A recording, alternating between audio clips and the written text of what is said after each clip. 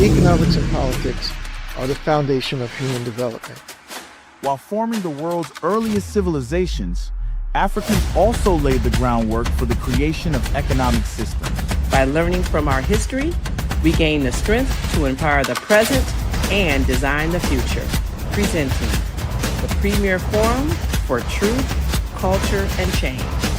HAPI Talks. Join us as we unlock the secrets to our success.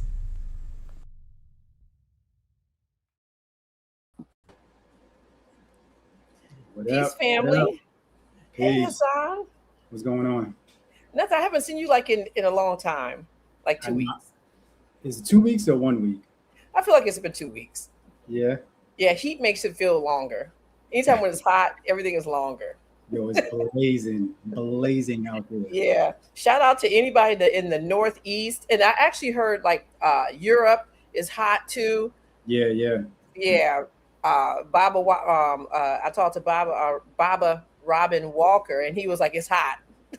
But he said some other type of like London term, which was kind of cool. I just can't remember what it was. I should have wrote it down, but it's hot. Yeah, nah, this is different. Like the AC is on, like the AC, once the air blows like maybe like 5 feet, that's it. It just evaporates. It's no longer cool. Yeah. We're not gonna be doing too much moving around here. Everybody's just looking straight. Yeah, for sure. Yeah. Let's get into this show. Yes, this is good. Yeah, we got two heavyweights that came through to bless us right now. So people, y'all know the standard. Like, share, comment on this video as we go along. You know, if you have comments, if you have questions, put them in the chat. We'll try to get them out there, you know, as much as possible. Check out our clearance sale. You could purchase some of our HAPI gear. We still have a few t-shirts left, long sleeve shirts as well. So you want to jump on HAPI, HAPIfilm.com. Check that out. Subscribe to all of our channels, our YouTube channel, our HAPI Film, our Instagram channel, and our Facebook channel. That's going to be HAPI Film for all the channels. Help us get to 40K. It's taking us a little while to get there, Fee. You know what? The last 100. No, it's always just the last 100 before the next 1,000. Yeah. That's when it starts to slow down for some reason. Yeah, I don't know why that is.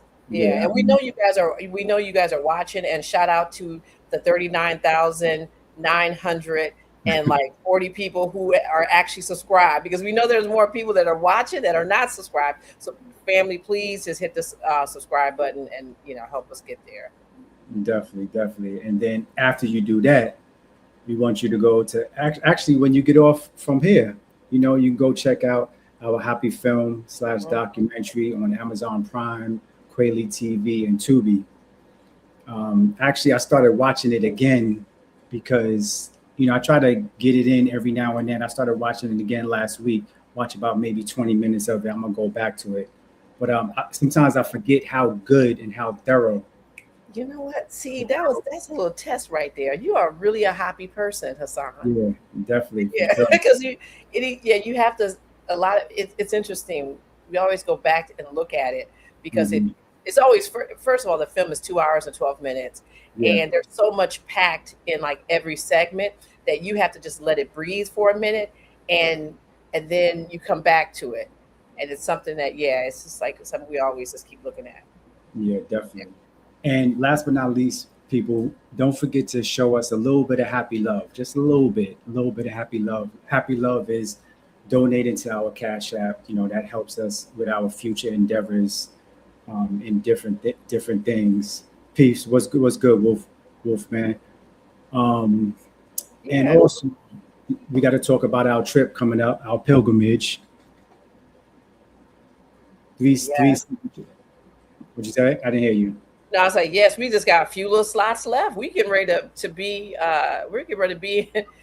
in Africa in almost, actually it's like a month and a half, almost. Definitely. Yeah.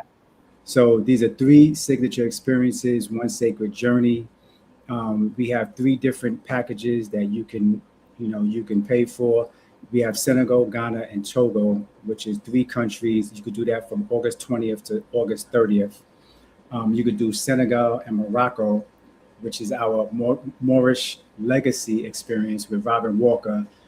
That's from August 25th to September 1st. Robin Walker will be leading some of those tours, talking about the history of the Moors. Or you could do the entire trip, which is Senegal, Morocco, Togo, and Ghana. And that's from August 20th to September 1st. And we're gonna make quite a few stops. We're gonna visit Goree Island. We're gonna visit Elmina Dungeons. It's a very, very well put together, very curated trip. So you can check that out. Go to Aket Tours and check that out. And also, both, like before, I've been saying that this is the first time I'll be able to spend my birthday in Africa. So we're gonna have, a little time, having, just kind of turning up just a little bit. But then I did not know that Robin Walker's birthday is the day before mine. Oh, is it? It is. So we're gonna have 2 days. His is August 26th, and mine is August 27th. So we're gonna have 2 days of turning up. Yeah. We're gonna make. You know what, Robin Walker, he doesn't look like he turns up, but we're gonna make him turn up. He gonna turn up. He gonna shake a little leg for his birthday. Yeah. We're gonna let our hair down after going out for the tours, getting a couple of lectures from him. We're gonna let our hair down for sure. Yeah, absolutely. Yeah. And okay, well, we gotta get our HAPI in the shy, because that's the big thing we're doing now, family. We are officially 22 days away? Is it 22 days away? 23, I think it's 23. 22, you're right. Yeah, 22 days away. So it's like 21 days and a wake up. Yeah. All right, so family, listen. This is it's all about being in the room and feeling the energy. And yes, we have live streams. So I'm going to tell you now, yes, we have live stream for those who cannot make it to Chicago. But if you can make it into Chicago, this is going to be beautiful. We have 16 speakers speaking. We have one there, one who's actually going to be leading the museum tour on Friday morning with us today, and that's Jabari Osaze. So we'll talk to him a little bit about that. But it's a 3-day event. We had the first one in Detroit, and it was 2 days, and we had a day of excellence in New York a few years later, and now we're doing 3 days in the Shy. This 3-day event will consist of the first day on Friday, that's July 24th. We're going to start off at the Isaac Museum. And we're going to have Jabari Osaze and Mfudichi Juhutimis. They're going to take us around this museum and give us a lecture about the Cristal incense burner, because that's what we're going to. It's the Nubian exhibit, but that's the centerpiece, and that's also the centerpiece for our whole entire conference right there. So we're going to have you'll be paired up with one of those two brothers, take you through the museum. Then you go home, wash up, put your glad rags on, and we're going to head to the DeSable Museum, where we're going to have Dr. George Frazier and Baina Bello there. And Dr. Frazier is going to talk to us about just the power of networking. And then we're going to have Baina Bello talk about DeSable himself. So Jean DeSable. So this is going to be really, just a nice way to ease into the 3-day conference. And then the next morning, we are off to the races. We're going to be at the Malcolm X Community College all day. Everyone will be speaking. We have some panel discussions, and individual speakers. We have the HAPI Marketplace. And family, we still have a few tables left if you want to vend, because we're going to have, the HAPI Marketplace. Any picture that you see of our HAPI events that we've had, you see that marketplace is like this, so it's going to be packed. And then we also are going to have, like I said, the 16 speakers. Dr. Ken Harris, he's led our last 3 events. He's going to lead this one as well. He's our host with the most, from the National Business League. And all day we'll have, conversation. And that's the day that we will have the live stream. It'll just be live. We're just live streaming that day. And also we do have a package where you can just come and just, like, if you're in Chicago and you could just make the one day, you can have that one day right there. Then the next day on Sunday, we're going to have a luncheon. We're going to break bread with everyone, all the speakers, everyone who came, sit down, have a beautiful lunch, a nice keynote speaker, a little presentation. It's going to be nice. So it's 3 days, 3 days at the HAPI and the Shy. And let me make sure. Okay, so I said 4 of the 16. So Dr. Ken Harris is going to be the host. We have Jabari Osaze, who's on here tonight.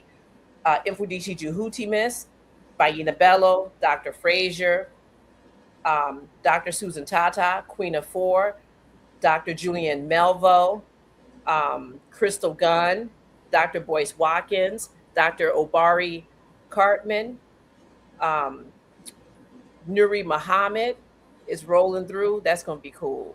And then on virtual, we have Dr. Milana Karenga and Mapanga Mara III.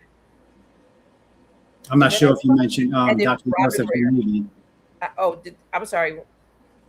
I'm not sure if you mentioned Dr. Joseph Ben Levy as well. Yes, Dr. Joseph Ben Levy and Robin Harris. Robin Harris is coming all the way. Robin Walker. I don't know why. I need to go watch some Robin Harris films or something. I don't know why I keep talking about this man. Robin Walker, my fellow Virgo comrade. He will be here. He's coming all the way from London to hang out with us. So this is I'm laughing because they're two totally different people. Totally different people. Robin Harris and Robin people. I know. Yeah, maybe we can go back and try to edit it. I'm gonna try to edit out Harris and just put in Walker. But yes, this is gonna be it. This is the place to be. Like, literally, all these great minds, 16 different voices talking about healing through unity. This is what we need. This is one of the calls of HAPI. So we are so excited about this. And family, we need for everyone to do their part. The HAPI movement is it's all about supporting each other. So if you haven't gotten your ticket, listen, don't wait. Please don't wait until Saturday at 10:29 to get your ticket for an event that's starting on Saturday at 10:30. Okay, family, we need for you to just get your ticket now. Get your stuff settled so you're not trying to find somebody. I didn't get the link or all those things. Where is it at? Like, family, come plan for this. This is going to be a really good event. And then the last thing I'm going to say is the commemorative book, family. This book, and this is dope because, I was looking at this, and let me tell you how much we have dope people that come on this show. So Jabari, because I was looking through this, and Jabari actually, he came to Detroit. He rolled to Detroit. We said, Jabari, can you come? He's like, I'm there. He came. He gave an excellent speech there. He was hanging out. We got pictures. He just had a good time. But he also took out a full page ad in our book. And so, like when people talk about like, there's elders who, or not, he's not an elder because he's like our saint, and I'm not an elder, so don't even say nothing, Hassan. Hey. Okay. Anyway, so when people talk about like this business, and I'm glad we're talking about the Kemetic legacy and actually practicing what you preach, Jabari is one of those people. And now that we've been doing this business for a long time, we see that some people kind of say some things, but they ain't really about that life. But Jabari is about that life, and because he actually bought an ad and put it in our book. So family, this is the way to memorialize anything that you got going on. There's a picture of a beautiful woman who had passed away, and somebody did a full page ad for Lena Wellmaker Hudson. So family, listen, if you want to be part of this, tradition, and you can't get here and you still want to support HAPI, you can take out an ad. And we're doing a special just because we're doing this show tonight. So you can, the price points are the price points. Okay. This is the cost of doing business. But if you want to put a business card in, a business card ad is usually $150. Tonight, we're doing it for $100. So $100 can get you a business ad into this book, and you'll be part of this book forever. Okay, fam. And I guess you guys are probably wondering, like, how do you find out about this event? You just go to happyfilm.com. That's where everything is happyfilm.com. You have anything to add? I just want to add also, when you go to happyfilm.com, it'll also show you how to get the discount on the discounted rate at the study hotel. Yes, the hotel we're going to all be staying at. Yes. Yeah. So that's basically it. Yep. Happyfilm.com. Okay. I think we're done. Yep. Are we done? We done. We good. Yeah, because I can't wait to get on this conversation. This is going to be good, fam. Okay. Let's see. There we go.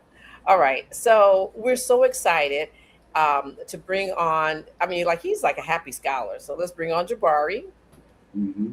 Hey, Jabari. Peace. Peace, family. Peace. It's always good to see you all. Yes. Yeah, so good to see you. And then this is really cool, because this is the first time Yiser, Ra, Hotep have been on our show. So welcome. Peace, good brother. Can't hear. No, we can hear you though.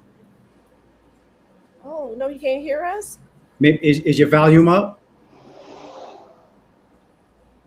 Let's put it in the private chat, maybe. I see he's in his car. Yeah, we were just talking like for a long time. Yeah, he might have pressed the volume button down. So. You know what else happens to me? Sometimes my audio goes to the car and I have it down low and I don't realize it, because anyway, that happens to me. I'll tell you that much. You're right. Yeah. Yeah. He's saying he can't hear us. Oh, but we can hear him. Did he say? We yeah, can hear you. Okay. So I'm going to remove Yiser, Ra, Hotep for a second. Yeah. Let's see. Can you all hear me? I can't hear anything. Yes. Yeah, we can hear you. I can't hear nothing though. Okay, you're I wish I knew what to tell him. let's see. Maybe Let me see. maybe take him off and then just let him come back on, or send him up. Yeah, looks like he's coming back in. Okay. Yeah. Okay, let me text him. Mm-hmm.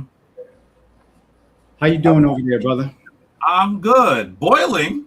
Yeah. Boiling. Yeah, definitely. But I'm good. I'm really looking forward to HAPI in the chai. It's gonna be amazing. Definitely. Yeah. Do you plan on going to the African festival this weekend? Yes. I'm still not sure exactly which day. It's gonna be hot. Yeah. That's real. There used to be a time that I would go several days, right? I'd go to like 3 of the 4 days or something like that. I'm not exactly sure which one I'll go to, but I will definitely make it out there. Yeah. It's just a wonderful gathering of people, of our people. So Absolutely. I'm going to definitely be there. Yeah. Absolutely. So I'm hearing about all the prep that you all are doing for the conference. I'm excited. Yeah. It's well curated. Well curated. Yeah. I'm really excited. Sister Felicia was mentioning when I was actually in Detroit for the last gathering. It was a blast. I had a really good time. And I want you all to know that conference also had an option where you could watch things. And that's amazing, right? You get the lectures, you're able to hear the presentations. But I am going to once again reinforce for all of you that being there is another thing. Because not only do you get to see all the presentations like you would if you were online, but I would say one of the things that is really amazing is the stuff that happens when you're just in a room with someone, or you're just walking to a conference area and you get to speak to the folks that are there. Those individual connections that you make, I think, are really powerful as well. So I'm hoping that many of you will find your way to Chicago and not wait till the last minute, like Felicia is saying. Why she say that? Felicia said that because whenever we have an event, there will be people that get their tickets at the very moment it begins. And then they'll start emailing, calling, how come I can't get it? I didn't get none. What's good? Yeah. Yeah. And I know the HAPI team is going to work hard to get everybody in, even if you do that. But it's better if you don't, right? It's better if you don't. So yeah, because you just want to just relax, and you don't want to be rushing, and you just want to, come in, especially if you're coming. Yeah, if you're coming through, we may have like tickets at the door, depending on how ticket sales are looking pretty good right now. So, we just think you should just solidify your stuff early. That's okay? right. That's right. Yeah. That's right. Yeah. And we have Chicago's own Yiser Hotep, right? Yes. Can you all hear me now? Yes. Okay. I can hear you also. That's good. That's good. Okay. It's so nice to see you. It's nice to see you all and meet you all and everything, and talk to my brother Jabari after such a long time. Yeah, it's been a minute since we've spoken that much, but I'm going to tell you, I have traveled with him for so many years. He's a close friend, right? I mean, he's not just someone who I respect his work in as a practitioner for decades upon decades, but he's a close friend. That's a really solid brother there. And I'm going to say to you, one of the things that is sometimes missing with people who are interested about ancient African history and even ancient African practices is that we're not always people who are looking to really do practice, right? To do the movement-based practices, to do the meditation-based practices, to do the dietary practices, all of those things. And I'm going to say to you, Yiser, I've been in this for a long time, right? I've been in this since 1990. Yiser has been in this longer. You hear what I'm saying? Yes, sir. That's my elder brother. And I don't get to say that very much, right? I realized the other day somebody called me elder. And at first I was like, elder? Who's he talking to? And I realized he was talking to me. Then I started doing the math. To this young person, I'm an elder, right? Yeah. Wait, what age is elder? Listen, I think that when you're in your mid-60s, maybe you could say elder. Okay. I am certainly not in my mid-60s. I have a little bit more than 10 years before that happened. But this person was in their 20s, so he was calling me elder, right? Yeah. I'm going to say that I understood what they were trying to say, but by all stretches of the imagination, that brother that's sitting there with his chocolate skin popping because he is a practitioner of the health arts, that brother's an elder. You may not know it. I know he let his beard go gray now, right? So, but the reality, that brother's an elder. He's been doing this for a long time. I didn't let it go gray. It did it on its own. I didn't have no choice of it. Well, I'm telling you, my beard would look like yours, but I put a little stuff in it every now and then. Yeah, but see, I would have told it no. Don't. I was telling it stop, but it kept doing it anyway. Yiser is. I don't think you can argue that there's someone that is more renowned with regard to the movement arts, I'll call them, in this general area, but definitely in the field of Kemetic yoga. He is the Kemetic yoga master. He has brought more teachers into existence. There are people all over the world. When I say world, I'm not exaggerating. Yeah. Right? Yeah. I'm not saying that there's people in Chicago and there's two people in another country, so I say world. No, he literally has people on several continents that are practicing Kemetic yoga. Yeah, he's going to go to Brazil with Queen of Four. Like I was looking at these pictures. I was like, oh my God, this man has been doing this forever. Yes. Yep. He has. And I was like, is this the same man? I was like, maybe this was his younger son. Like I'm looking at these pictures. I was like, wait, is this the same person? So yeah, your career, and you don't even look like you're even trying to stop or wind down. Oh, I mean, I'm not trying to stop. I'm trying to keep going and get better and do more stuff, So, and I've been doing this for like about 6 decades now. So, it's just something that I have to do. And But let me say this about Kemetic yoga. You know, like what Jabari's talking about being a practitioner. See, the Greeks, we had these people called Greeks, and they are credited with inventing something called Greek philosophy.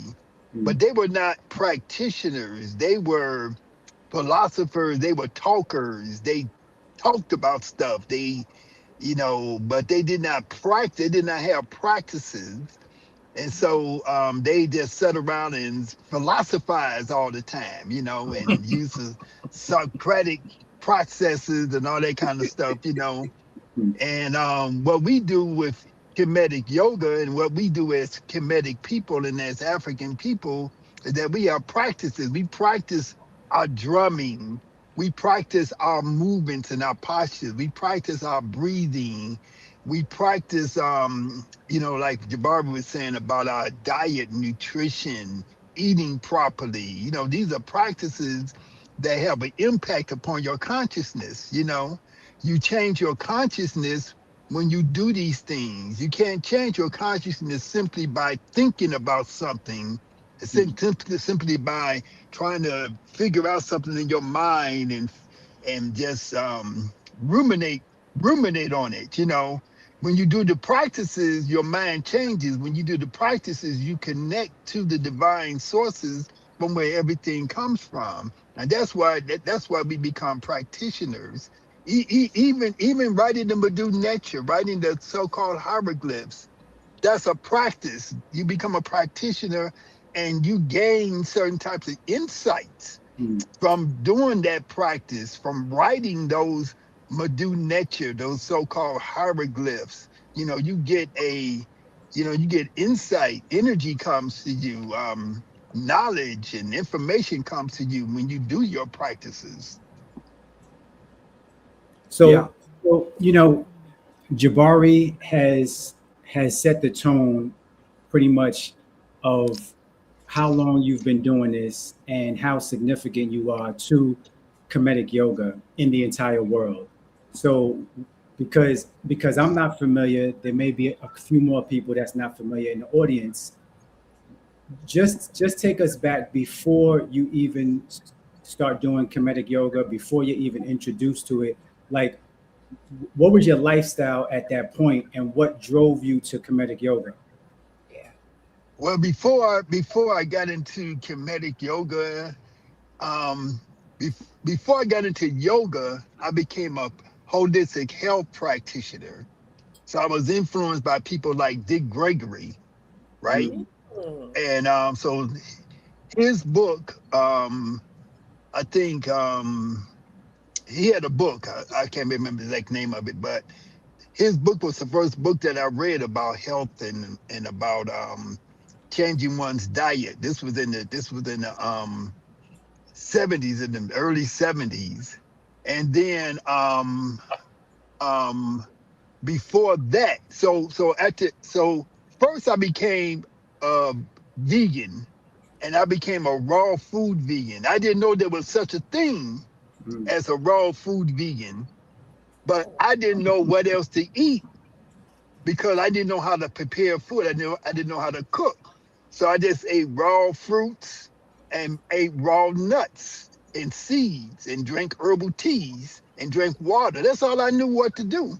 Yeah. And then I read Dick Gregory's book, and I met people when I got into yoga. When I went to my first yoga class with my one and only teacher, Dr. HAPI, I met other people who were vegan and who was into, raw foods and stuff like that. But I did all this stuff on my own.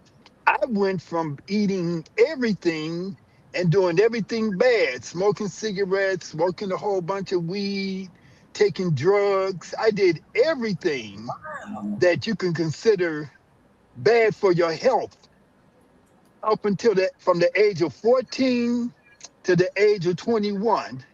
And when I turned 21, I looked in the mirror on the day after my 21st birthday, my birthday October 17th. If somebody wants to send me a present. And after my birthday, the day after my birthday on October 18th, I looked in the mirror and I said, you need to change everything that you're doing because, you know, you're killing yourself. And so then that's when I decided I was going to change my diet. And I stopped using drugs. I stopped drinking. I stopped smoking. I stopped eating meat in one day. I haven't went back. I haven't had no desire to go back or nothing in all that time. So then, so before I did yoga, I did that. Before I did yoga, I ran because Dick Gregory, he was an advocate of running. He used to run track in college and high school. So I ran. I would run 5 miles a day. I would do calisthenics. I did push-ups. I did sit-ups and things like that for my, you know, for my physical body. And then I did my own form of meditation. I didn't call it meditation, but after I worked out, I would sit in the park and I would meet birds and squirrels and all kinds of little animals around me. And I would sit out there and in the park with them. And I would feel like I was part of the earth. I was part of the grass. I was part of the trees. I was part of the air. I was part of the sky. These are things that I felt just internally without reading books, without having teachers or anything. You know, these are just things that I've experienced on my own. So, you know, for me, I have always been my own best teacher because I listened to myself. And I learned a lot of things from my mother because my mother was very spiritual, you know. And so there's a lot of, so every human being has an internal capacity to for self-discovery. And so that's part of my task. The practices that we do are supposed to allow us to go on a path for self-discovery and to learn for ourselves from our own internal experience what truth is, what reality is, you know. And so I evolved into the practice of Kemetic yoga, and Kemetic yoga has evolved as I started to practice because I coined the term Kemetic yoga a long time ago. You know, we used to say Egyptian yoga, but I coined the term Kemetic yoga. And now we call yoga a word that I got from Jabari, which is called Wat Ma'at, the way of Ma'at. Because yoga, people think of yoga as like positions, postures, movements. And that is one aspect of the practices that we do. But the main practice. Did he go out? I think he's still there. If you can hear us, your screen went black, brother. Okay, man, he was just getting into it. Yeah. Yes, he was. Yes, he was. You know, it might be the Not heat. that I can speak for him, but we've been together so long. I think I understand the direction he's going in. You know, when you talk about Wat Ma'at, you're talking about not just studying about ancient Kemet, or even trying to learn the languages. All of those things are extremely important, right? But now we're talking about being reconstructionist, right? How can we use these practices in our lives today? And clearly, when you're thinking about how you're going to make, there he is. Can you hear us? I got kicked off by my phone rang and I got kicked off. Oh. It's probably somebody trying to call to see what show you on tonight. Yeah, I think it was. I think it was the CIA. They always, the FBI, somebody. They always interfering with the things I'm trying to do. You know. You were saying what Ma'at though? Yeah, I was That's talking about what Ma'at.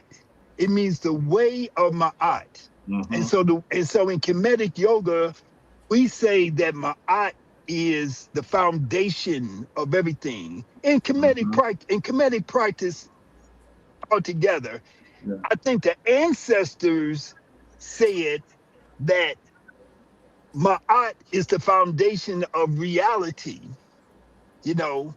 And so if we are trying to become one with Ma'at, Ma'at is it means from our perspective, it means order. It means the order of things. When we look at the world, we see that there's an order to things. When from the European mind, when they see the world, they see chaos. So their philosophers, when they would philosophize and ruminate, they would say, oh, everything is chaos around us. And so they, in their creation, in their concept of creation, they said that in the beginning of everything, there was chaos. And so chaos is their creator God. Literally, CHAOS is the name of their creator. They were created out of chaos. So when you look at what they do now, that's what they create. They create chaos. We create ma'at. We create order. We do everything in order. You know, we believe that there's an order in the universe, that there's balance, there's harmony, there's justice, there's reciprocity. These are the principles of ma'at. Their principles are other than those things, the opposite of those things. And that's why we see the conditions that we that we experience our entire lives and our entire existence in our relationship with these people, you know. And so with Kemetic yoga, we use the term Wat Ma'at, and we say that our goal is to walk in the path of Ma'at, to understand from an internal level what Ma'at is. And that you can only do that if you do the internal practices. Do you breathe? Do you move? Do you circulate life force, the secum, the energy, the ankh? You know, we wear ankhs around our neck, you know, and we carry ankhs and we have ankhs on our clothes and all that kind of stuff. But the ankh represents life, and it represents life force. So are we doing the things that causes this life force to move and circulate through the body, that allows the life force to change the way that we think and the way that we perceive the reality, you know, and who we are on an internal level. So we have to work on ourselves from the inside out. And so that's why, in addition to learning how to read the Badu nature, how to do the rituals, how to do the different things that we do, learning about the days of the week, the colors for each day, the different sounds for each day, and so on and so forth, the different herbs and things like that. We also learn movement. When we see the different neteru. The neteru is a word for what people commonly call the deities, right? The divine images of the forces of nature that have been personified, you know, into the shape of a person. So when we do those postures, we are taking on the attributes of that particular neteru or that particular force of nature. That you know, we use the term divinity because these are divine representations of nature. So when we do the movements and the postures that we see on the Medu nature, that we see in the hieroglyphs, that we see in the ancient Kemetic record, you know, we try to imitate those poses, but we don't just do them like just do them, you know, just doing something. We use a certain procedure of geometric progression and rule of 4 breathing, because breathing is the foundation of everything that we do in our practice of Kemetic yoga. And when you learn how to control your breath, you are training yourself to control your thoughts and your emotions. And that's what makes Kemetic yoga so powerful. Thank you. Thank you. That was powerful. Yeah. Okay. You mentioned a couple of different practices. Go ahead, Jabari. I just want to say, for those of you who know that he's a Kemetic yoga master, notice he didn't describe Kemetic yoga as stretching. Stretching is part of it, but maybe it's the smallest part, right? I had to learn that from Yiser in the years that I traveled with him, in the years that I've known him. Right? There's so much. It's so much more comprehensive than that. And we don't even use the term stretching. We use this term called lengthening. So we try to lengthen. When you stretch a muscle, if the muscle is tense and you stretch it, you are actually tearing the muscle. You are creating microscopic tears in the muscle. So that's why you have to use the breath. So we breathe in, and as we exhale, we release the body into the posture, and so that we can lengthen it gently and progressively. So we're not trying to stretch, like you can go to a martial arts class and you could be stiff, and by the time you leave, they'll stretch you all the way out. Because somebody stood on your back or they stood on your knees and they push you all the way down, and you be stretched out, but you also be torn up. So what we do is slow and gradual and progressive, because we are lengthening and we are releasing. So as we learn how to release the breath, as we learn how to exhale, we let go of tension from the body. And as we let go of tension from the body, we are let go of tension from the mind. And as we let go of resistance and tension in the mind, we are releasing anger, we are releasing frustration, we're releasing all of the different negative mindsets that hold us back. And so in the most ancient teachings of Kemet, this is what they talk about. Releasing all of these different mental constructs that we create so that we can become the more perfected person, so that we can go through the rituals and make the connections with the divine that changes us and transforms us from our base human nature into a more divine nature. That's what we're trying to do. And so all of these things, all of these practices, the yoga, all of these things connect together and work together. Wow. Okay. So when you say that this is what we see this like in Kemet, where are some of the places that we like get to see this foundation at? Yeah. Everywhere. Before you answer that question, also with that, what's the earliest depiction do we see it? Like what time frame and where do we see it? Well, for us, for Kemetic yoga, there's one image that we see that was on the chair. The king, whose name was Tutankhamun. Tutankhamun was in the 18th or the 19th dynasty, Jabari? 18th dynasty.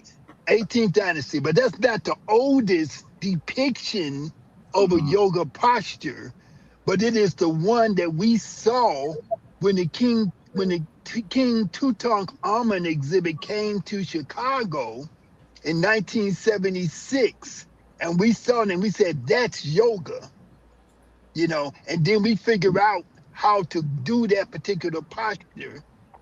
But postures, when you look at Kemet, yoga is everywhere. When you see the sesh sitting down with their legs crossed, that's yoga. A human being who sits with their leg crossed, that is the foundation of yoga. Yes. We have been so indoctrinated into thinking that all this stuff, standing on your head, putting your leg behind your head, going into these extreme acrobatic postures, which I've done and I can do because I like all that stuff, right? Yeah. But that is not the essence of yoga. The essence of yoga is a whole lot of other things. So to find an example of yoga, all you got to find is an example of a person standing still. The earliest Indian yoga was people practicing standing erect, focusing their eyes and controlling their breathing and holding their position for hours. The earliest yoga position was crossing your legs, closing your eyes, and doing your thumb and your forefinger like this, Yeah. and putting your wrists to your knees. And so who knows how long human beings have done this? Human beings didn't start doing this in South Asia, in India. Human beings didn't start doing this in Kemet. They started doing this when they was in in the mountains of the moon, where at the source of the Nile of the HAPI River. They was doing yoga. We can see examples of yoga in the savannah that used to be on cave paintings. They used to on the savannah that predates the Sahara Desert. And so I have images that are 20,000 years old. Wait, can you showing people just repeat that one more time? Repeat that one more time. before the Sahara Desert was a desert. It was savanna grasslands. There was many societies of African people living in the area which is now the Sahara Desert. And so you could go back 20, 30, 40,000 years, and you can find artifacts from those people. And one of the artifacts that I have, in terms of an image, is of people doing a posture with their body that looks similar to what we call King's Dancer, which is standing on one leg and then extending one leg back and one leg and the arm forward. Okay? And this was sent to me by a brother who had it sent to him by an Indian yogi. Wow. And it was an Indian yogi who found the picture. He said, "This looks like yoga, but this is from Africa." Yeah. Mm. Mm. Yeah. So Jabari, just veggie back off of that because there's been debates back and forth, whether it's personal or on the internet or whatever, about where yoga actually started. So can you speak to that? I think that Yiser and I have talked about this topic a lot, by the way. I mean, I'm talking about, riding a train down the HAPI River, down the Nile River, sitting in a club car, just talking. We talked about this one a lot. You have to understand that as Africa is the origin of humans, all humans, and humans have always tried to cultivate and protect their life force in simple things. When you're sleeping, you're trying to renew and refresh. Sleeping, something that everyone has ever done, right?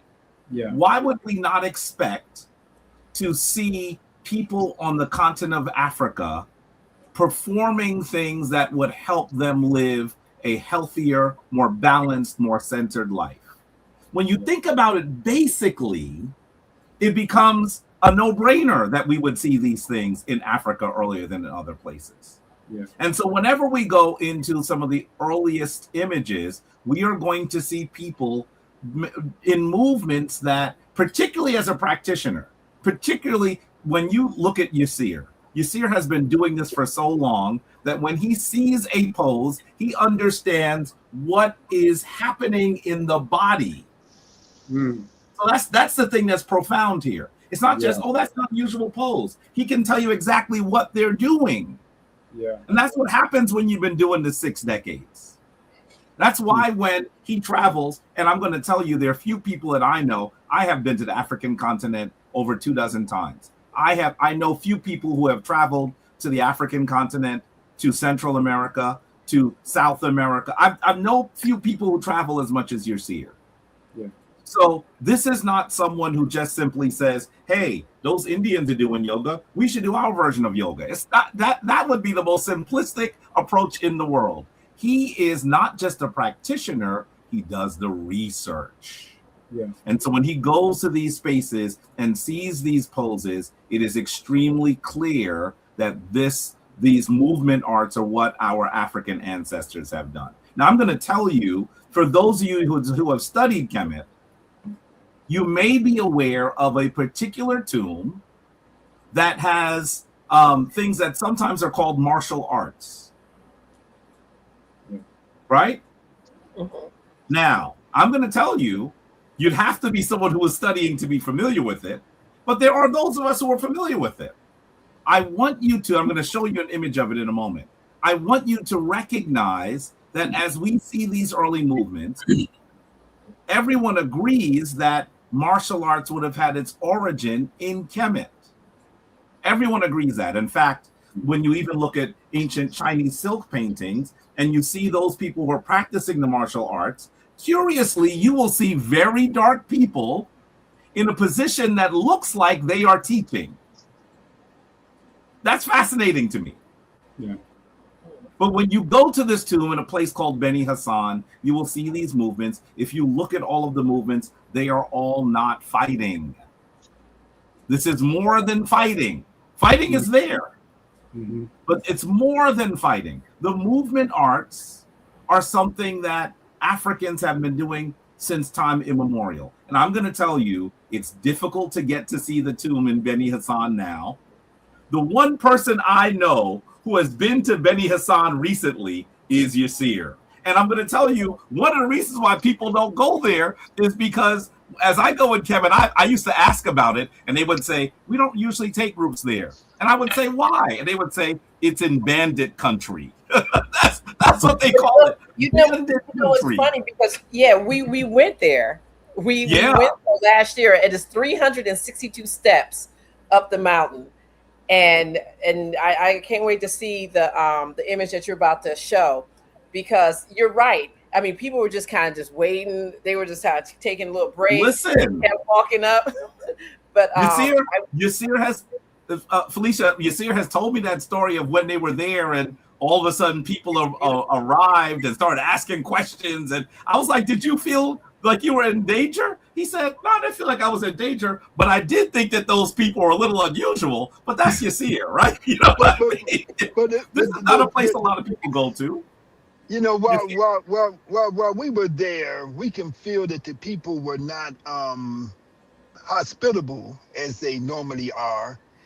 The security guards followed us around with holding their AK-47s in their hands. Yes. You know, and we saw, but in terms of Beni Hassan, you're seeing martial arts, you're seeing wrestling. Now, when I say martial arts, I'm talking about kung fu. The same kung fu that you see the people in China doing in the temples, right?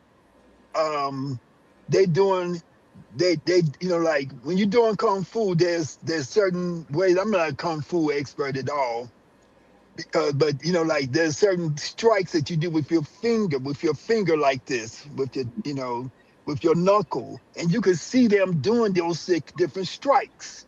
And you can also see them doing now Beni Hassan, that's like the 12th dynasty. That's very early Middle on Kingdom.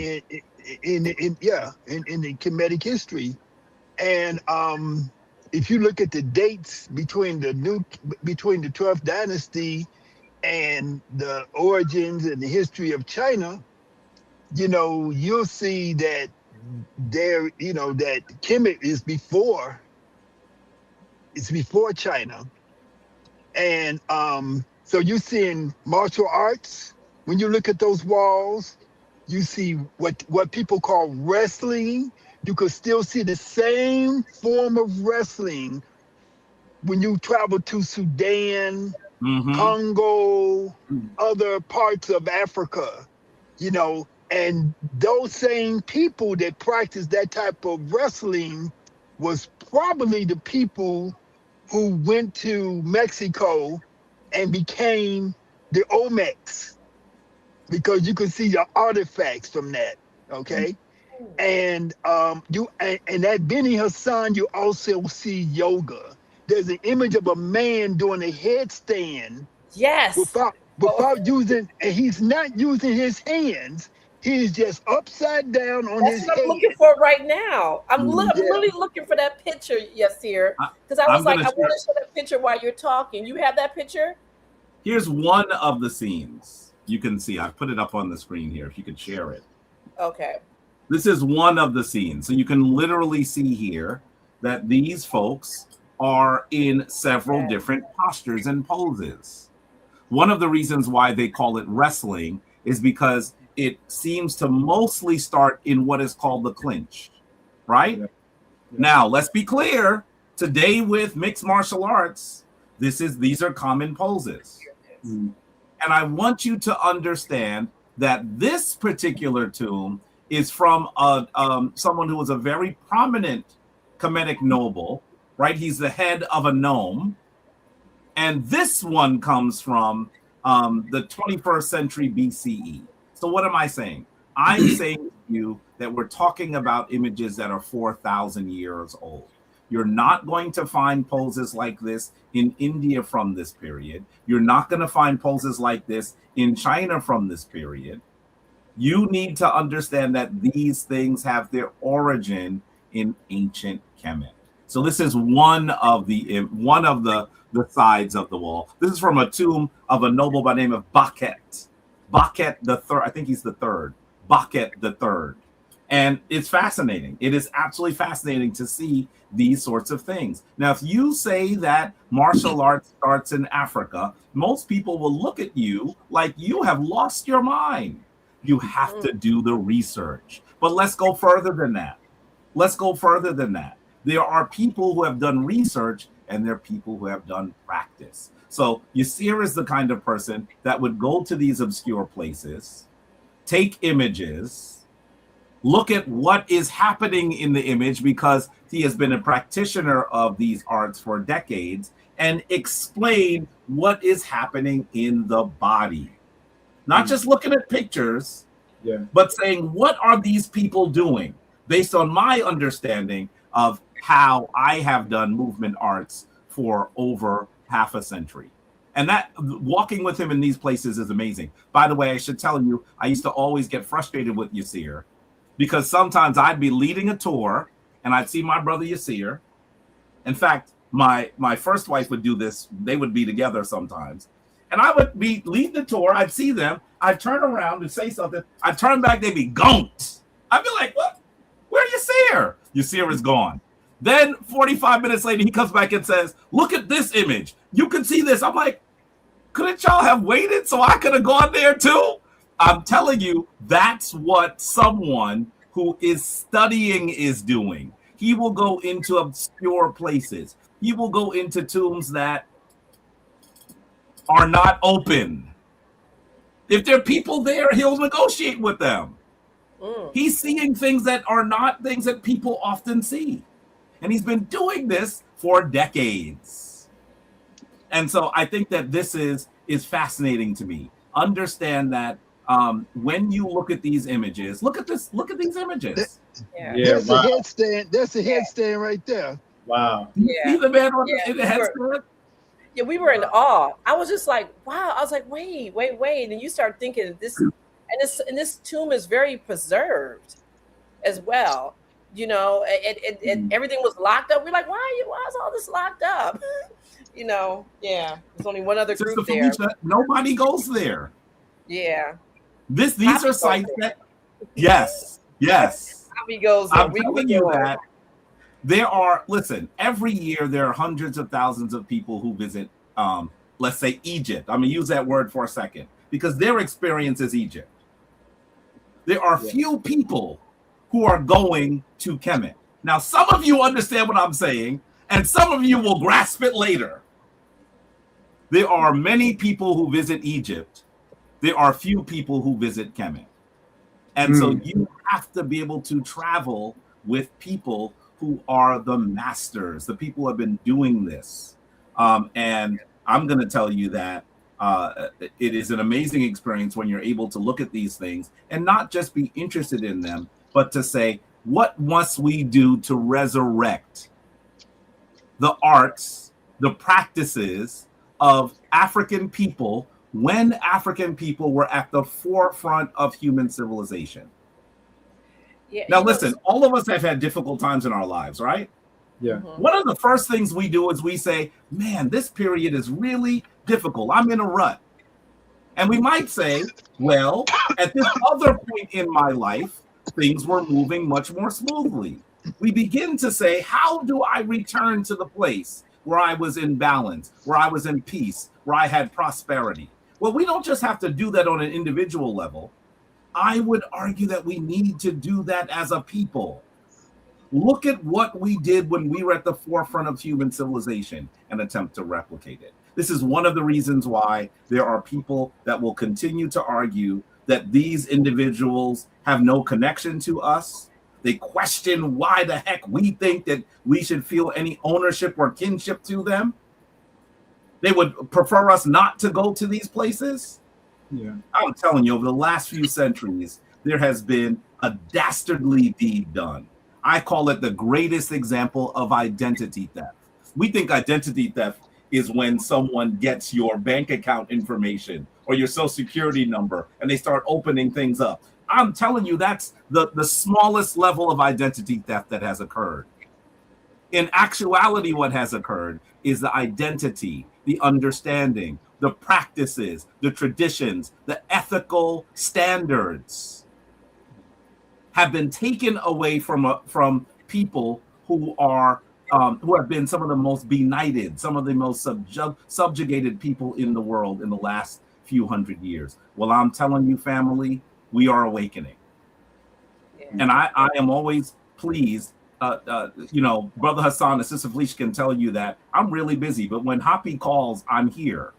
Yep. Because they are doing the mission of HAPI is my mission. The mission of HAPI is Yiser's mission. We understand that what we're trying to do is go back and fetch it. Figure out what individuals, what societies, what institutions, what nations have attempted to remove from us so that we can reconnect it, replicate it, and restore it. And so that's what we're really talking about. Absolutely. So, Jabari, I have a question for you, because when we were thinking about this idea of like Kemetic practice, and there's a lot of things that you do, and I just want you to, it's one thing to be a historian and to know all the things, and it's like Yiser was talking about, but then it's the practice of it, right? So one of the things I noticed about you is that you carry an ankh. So can you just talk to us about what that means and why you do that? Well, I'm going to say to you, I think that in this instance, I am the chief priest talking to the congregation, right? I doubt there's anyone watching that's not familiar with this symbol. But I want to say to you, you might say, well, why would someone carry a 2-pound silver ankh, right? This is not something that sits in a place of honor in my home and I just go out and do whatever. I'm obligated to carry this because I'm a Kemetic priest, right? I received this ankh in 2010, I believe, from an elder who was practicing the Kemetic tradition in the late 60s, early 70s, who is now an ancestor, Baba Heru Ankh Ra Samad Sepata. People know him as Baba Heru. Sometimes he's known as the Ankh Man. He was a dynamo amongst us. And last November, he made his transition. And that's been difficult for me, you should know. It's been difficult that the person that I studied with for so many decades, the person who was like a family member to me, a person I had a really close relationship with for ever since 1997 to now, is now an ancestor. I know he's with me, but it's certainly more challenging to access his wisdom, his guidance, his knowledge. And so the ankh is something I received when I became a Kemetic priest. Kemetic priests usually have a carrying ankh. But I don't want to make it sound like this is something that belongs to a priest and not to all of us. The ankh is one of the most replicated, one of the most revered symbols in ancient Africa. It is perhaps one of the most recognized symbols from ancient Africa. And there are lots of reasons why people argue this is its configuration. One of the most popular rationales is that it encodes the feminine womb, the reproductive organ, the male reproductive organ, and then symbolically, when they unite, they actually become, they have offspring. So in some ways, the symbol of everlasting life is the symbol of family. It's that simple. And you will see people on the walls, people in statuary, people in papyri holding this symbol. But I'm going to say to you, in the modern world, it has become something that reminds us all that our existence did not begin in the plantations of the West.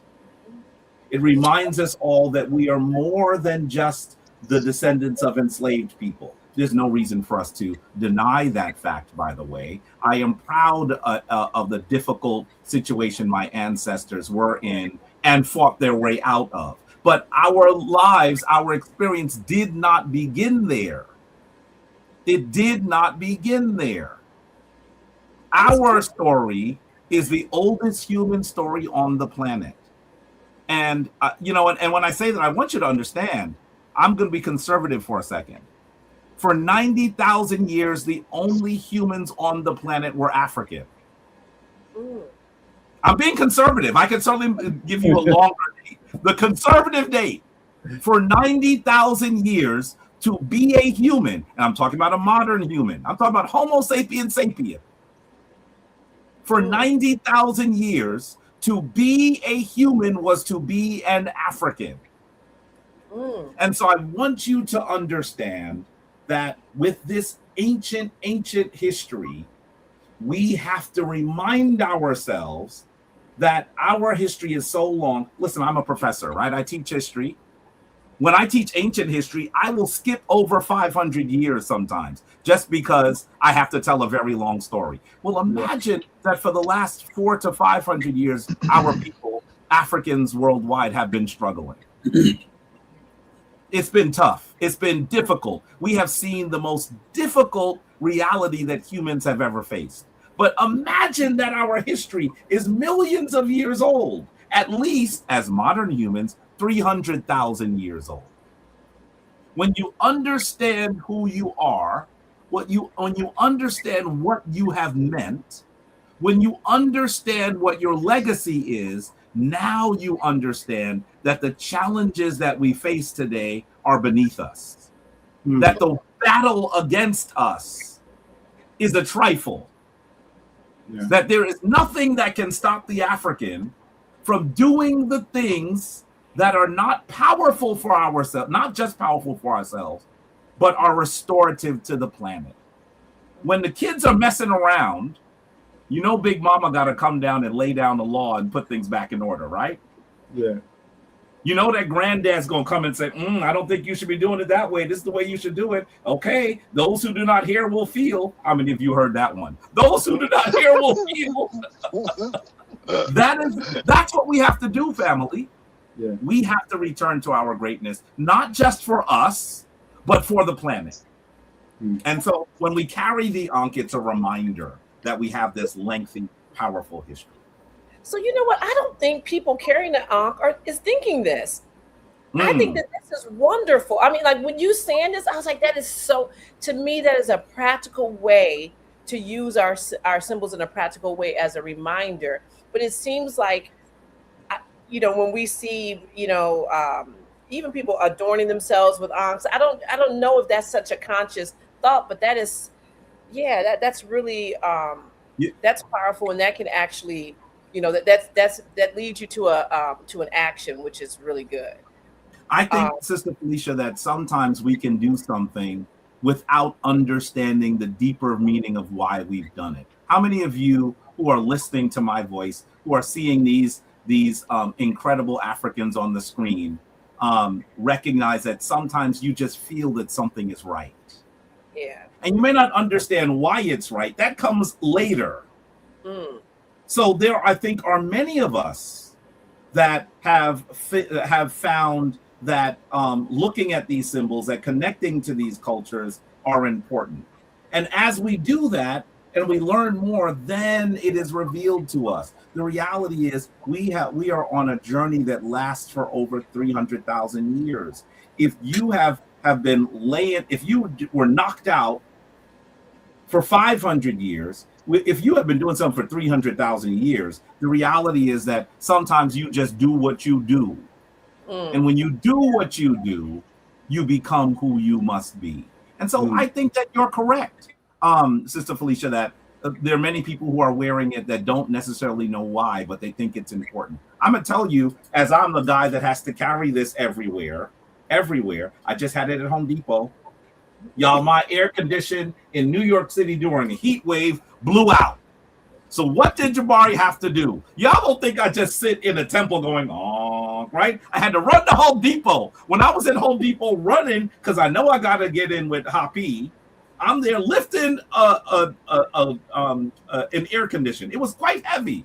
And a brother came to me and said, brother, I see you carrying that symbol. What is it called again? Tell me about it. I'm sitting there sweating. And I'm like, oh, can he not help me with this? But he is so fascinated. Yeah. And you know what he said to me? This goes directly to what you're saying, Sister Felicia. He said, I've seen that symbol and I've always felt that I needed to know what it was. I'm obligated to explain, even though I'm struggling with an air conditioner, trying to stick it into a trunk. So I mean, I think that we're motivated by these images, and we don't always understand why. That will come later. So thank you. So Yiser, I have a question, because you were mentioning some different things when you were talking about different practices, and you spoke about colors. And so can you just kind of elaborate about how do we use colors in terms of Kemetic legacy? Well, colors are very important because every color represents a different type of vibrational frequency, right? And we operate off of vibrational frequency. The most important thing that affects us are the things that we cannot see. And so if you shoot a light through a prism, for example, you're going to see the light refract into its different colors that are not visible to your naked eye. And so those colors exist, and the frequency that those colors represent exists. And so what our ancestors did is that they divided each day. You have 7 days, you have 7 colors, main colors, that in each one of those days corresponds to one of those different colors, and those colors carry a certain frequency.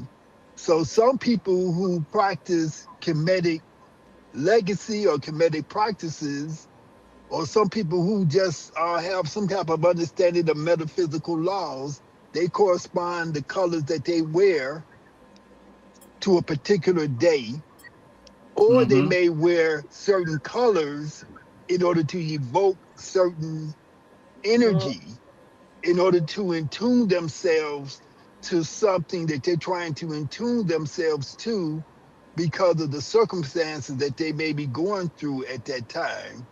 So, you know, you have certain colors that people wear during initiation. They wear white, you know, because white carries a certain vibrational frequency. So sometimes you might see some people that you know, and they're going through initiation. It could be Yoruba, it could be Kemetic, it could be whatever, and they are wearing the color white.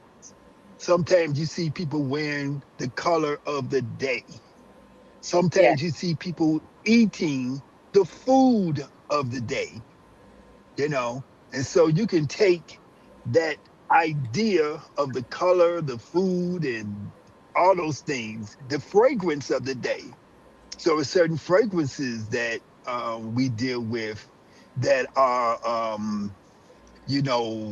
important, and that can correspond energetically to different days.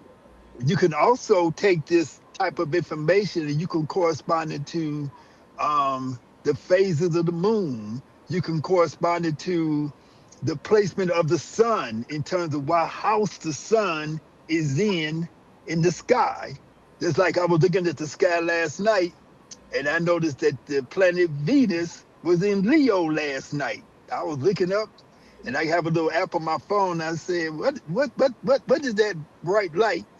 And I looked it up, and I was able to find it and see it was in Venus. So all of these things have meanings to them, that you can take into minute form. I don't take it to such a minute and granular level as some other people do, but I acknowledge that. And like some of the most significant fragrances, for example, that our ancestors used was frankincense, myrrh, lavender, lotus, and those things. So I don't go by each day, but I tend to use those what I call fundamental fragrances every day. So if you come to my house, you're gonna smell all those fragrances. You be around me close enough, you're gonna smell that I got that on my body, so on and so Yep. forth. But Yep. Jabari Yep. could probably break down more exactly than I can, like what color goes with Monday, what color goes with Tuesday, what color goes with Wednesday, and stuff like that. Mm-hmm.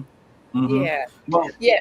That's where I got it from. I remember, always seeing Jabari and he would have a color on. And I was just so fascinated with that. So is that something that our ancestors was doing? I mean, is that something that we deduce from their writings that this is what they were doing? I guess that's the same question. certainly you should know that the colors are important, right? And as you look at some of the images in ancient Kemet, particularly the images of particular neteru, or particular divine forces, you will see they're often depicted with a particular color importantly. So, for example, Asar, who the Greeks called Osiris, his face was almost always green, sometimes also the darkest black as well. And so you will see these important things. And I want you to understand that. And also, for example, you'll see Ptah often had the colors purple and sometimes even blue. You'll see that Jehuti or Tehuti, who the Greeks called Thoth, often is depicted in yellow. So these images, these colors are important. And I even see that a brother that I've known for many years, who I'm going to be debating, is in the chat trying to stir it up. Go ahead, Reggie. Stir it up, brother. I'm looking at this name. I'm like, now wait. Watch this. Like watch this, Sister Felicia. Is what I said about the colors being connected to those deities incorrect? He's been saying I'm wrong. Is it true that Asar is usually depicted in green? Is it true that Ptah is usually depicted in blue? He's going to show in the writing, not the pictures. Read the text. So, okay, the text is important, but because you see a deity always in a color, it's not important. I want you to understand those colors had to be created, right? Mm-hmm. They didn't go to Home Depot and say, I'd like a swatch of green. You see this green? I want you to put it in some paint. They had to create those colors. If you see Asar depicted hundreds of thousands of times in green, that is relevant. Yeah. If you understand that the priests of Kemet were only allowed to wear white, in fact, one of their titles was he of the white sandal. They didn't just wear white clothing, they had to wear white shoes. You have to understand that this is important. When you go to the museum, you're going to see bolts of linen. That linen, while it might look a little tan colored now, understand it's thousands of years old. Understand that was brilliant white. These colors are important. And I don't want to just say that they were important in the ancient world, because sometimes people think that we do things and they come from some other metaphysical understanding. Can you just share this for a second, by the way, Sister Felicia? Yeah. I brought something up. Okay. And here's a scholarly article. Okay? Wait. Here's a scholarly article. Oh, here it is. Right. And this article actually talks about the fact that different colors actually have been scientifically proven to have an effect on humans. This is not just something we made up because we like colors. It's not just something we made up because we got it from some New Age tradition. We see our ancient Kemetic people practicing it. And we actually see that science has caught up to it. Modern science has caught up to it. This scholarly article is called Color and the Psychological Functioning, a review of theoretical and empirical work. I'm for those of you who want to know more about it, you should certainly read this. I want you to know that as you look at what I am wearing, Yiser was mentioning that many practitioners in Kemetic spirituality wear a particular color of the day. That color corresponds to a particular divine energy, to a particular netter. So you'll notice that it may not be that clear on the screen right now. Can you see the color I'm wearing? That's Can you see the purple. color? Yes. On Thursdays, practitioners wear purple, often purple and white. Did Felicia tell me she was going to ask about color? I could have been just wearing anything, and she would have said that, and I'd have been like, "Uh-oh, I'm not wearing the colors of the day." You, Well, you know that. Yeah. I will. When you see me, I'm often wearing the colors of the day. That's because always. this is a particular energy connected with Ptah that I am utilizing. So I want you to know that that is what we're doing. We're doing exactly what our African ancestors did, and what science has finally caught up to, that these colors can actually affect the way you behave. Yeah. That's the key point right there, Jabari. They can affect how you behave, how you feel, how you think. They can affect your mood. The idea that the colors are irrelevant is insane. Mm-hmm. That's insanity. That is, I ain't gonna go off on stuff, but I feel like going off on that idea that these things don't mean anything. Throughout the entirety of African culture, colors are fundamental. Mm-hmm. When you look at certain colors, when there are certain colors of light that shine at you, it affects your pineal gland in your brain. Your pineal gland secretes certain types of neurotransmitters that change the way that you think, that change the way that you feel, and therefore changes your consciousness. Images of Asar are green when he's representing the idea of vegetation. Right. Images of Asar are jet black when he's representing other ideas associated with the subconscious mind. Okay? When you smell certain fragrances, when you see certain colors, they have a profound effect upon your consciousness.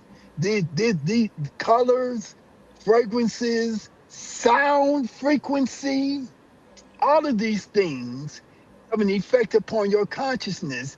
That's why we as African people, whether we talking about Kemetic or Yoruba or people from South Africa or from whatever part of Africa, from the Caribbean, wherever we are from, we have a recognition of the importance of color, smell, light. All of those things changes the way that we feel, changes the way that we think, you know. And so that this is not a controversial, debatable issue. Yeah. Yes. So let me ask this. Wait one Okay, second. okay. Family, we want to just make sure, because this is a lively conversation, that you are liking, sharing, and commenting on this video, and hit us up on the Cash Apps. Family, we have been at this for a minute now. Okay, and these Cash Apps go to all the things that you see, the visuals that you see. A lot of where we were able to actually offset some prices of certain things at the conference based on our Cash Apps. So we really appreciate those things. We're not trying to be in your pocket this summer, but we are saying that if you can, slide a couple dollars to that Cash App, that would be very helpful. And it's also, this is how you're supporting the movement. So it's not about, like individual, like us getting money. It's about supporting the movement because you believe in what we're doing, what Yiser is doing, and what Jabari is doing. So family, please make sure you hit the Cash App and show us a little happy love. And also, I do want to say peace to Reggie in the chat, because he was actually my very first interview on Happy Talks 7 years ago, or 6 years ago, 7 years ago. He was my very first interview. So shout out to Reggie in the chat. Go ahead, Hassan. So thank you for that, Fee. So I know a lot of times when we talk about Kemetic history, like we embellish to a degree with some things as if everyone did everything. So like everyone knew how to build a pyramid, everyone practiced the same thing. The priests were in abundance, as like regular people were. But, in reality, everybody had their thing. And then some things crossed as well, and people did practice in large numbers. So you're talking about sound, you're talking about colors, we're talking about Kemetic yoga. Would you say that this is something that people practice communal, or was it like the Kemetic priests were doing most of the postures, so forth and so on? I would say that these things were commonly done. We look at ancient people from our modern lens. So like when we think about yoga, we say, oh, I go to a yoga class. I don't think they was doing a yoga class where you come and you sit down and you pay somebody $10 to take a class. This is modern. The way modern yoga is done is coming from California, London, and Sweden. Okay, it has nothing to do with the ancient people. When you learn ritual, when you learn some of these internal practices, it was through initiation. You had to become initiated into certain types of groups that were secretive in nature. You had to pass certain tests. It wasn't for everybody to do everything. Okay, so like even when we teach Kemetic yoga, we teach Kemetic yoga to everybody, but there's certain things that I teach that you gotta demonstrate to me that you're ready to learn this stuff. I don't teach everything to everybody. That's good. That's good. Yeah. And I teach all groups of people, all ethnicities, but I don't teach everything that I know to everybody, and so and so I think that just like what traveling with Brother Jabari and going to the temple, like one of the things that he talked about was like when you go into the temple and you see there's a big giant courtyard, but then the further and further you go into the temple, it gets smaller and smaller. Every room, every sector of the temple gets smaller until you get to the Holy of Holies, which is a smaller room. And the reason for that is because in the beginning, you got all your initiates coming in who are learning, but those initiates are being whittled down to the point where people are falling off. It's just like any graduating class. When your class of freshmen may be 500, then you may be up to only 300 people actually graduate. Because everybody is not passing the test. It took decades to learn what people call the mystery system, to learn these different things. I have trained 20,000 Kemetic yoga instructors who have been certified by us, right? So we are the largest Black-owned and operated yoga school on the planet Earth. It's as far as I know, right? 20,000, over 20,000. I've been saying 20,000 for 10 years. So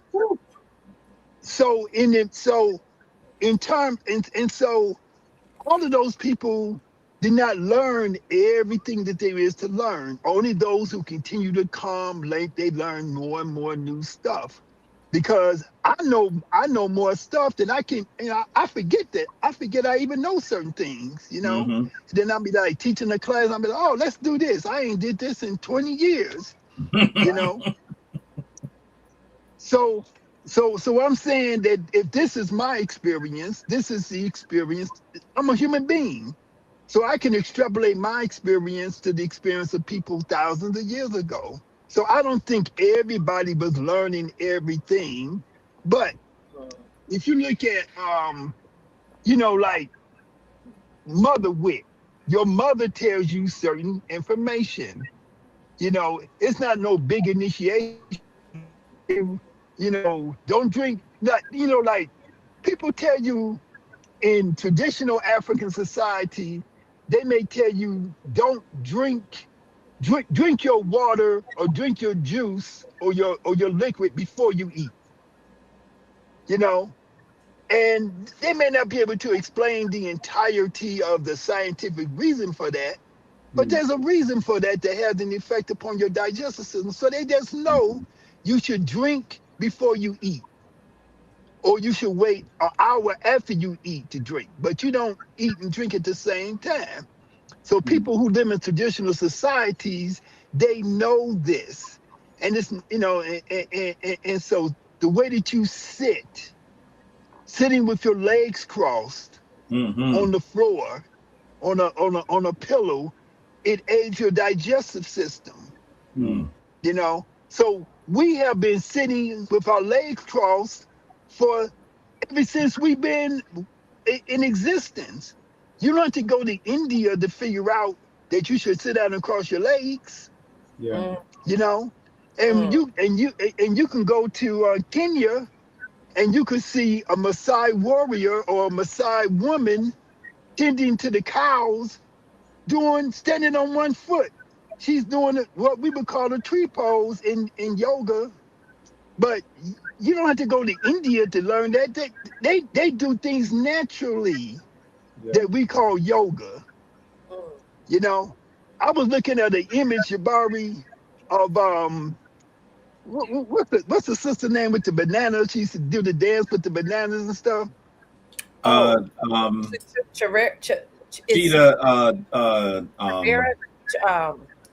Cheetah Rivera. Not Cheetah Rivera. I'm talking about the entertainer. She was back in the 30s and 40s, and she was a World War II hero and stuff. Josephine Baker. Josephine Baker. Yes. Jabari, on the temple, on the in the tomb of Kagemi, you got images of about 5 different women, and they doing a pose where they are standing on one leg and they're bending backwards on one leg and extending their other leg up. Yes. And I was in the museum a couple of weeks ago with an exhibit about Josephine Baker, and she was doing that same pose. At the Dusabo? At the Dusabo. Yes. Hassan and I was looking at that. Yes. Yeah. Yes. So that same Happy and Shy. Go ahead. So that same pose is done in the tomb of a person whose name is Kagemi at Saqqara. And it is from about the 3rd or the 4th dynasty, between the 3rd, 4th, 5th dynasty, something like that. Jabari the historian, I don't know, I don't keep all those exact numbers in my head. but it's very early in the Kemetic history. And it's a very difficult posture to do.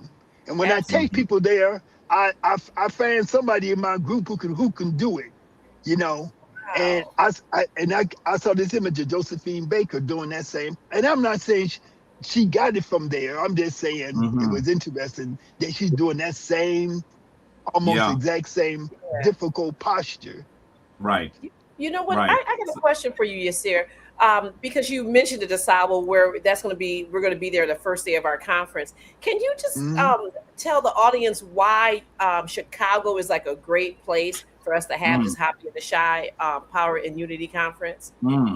Okay, let me go into Chicago.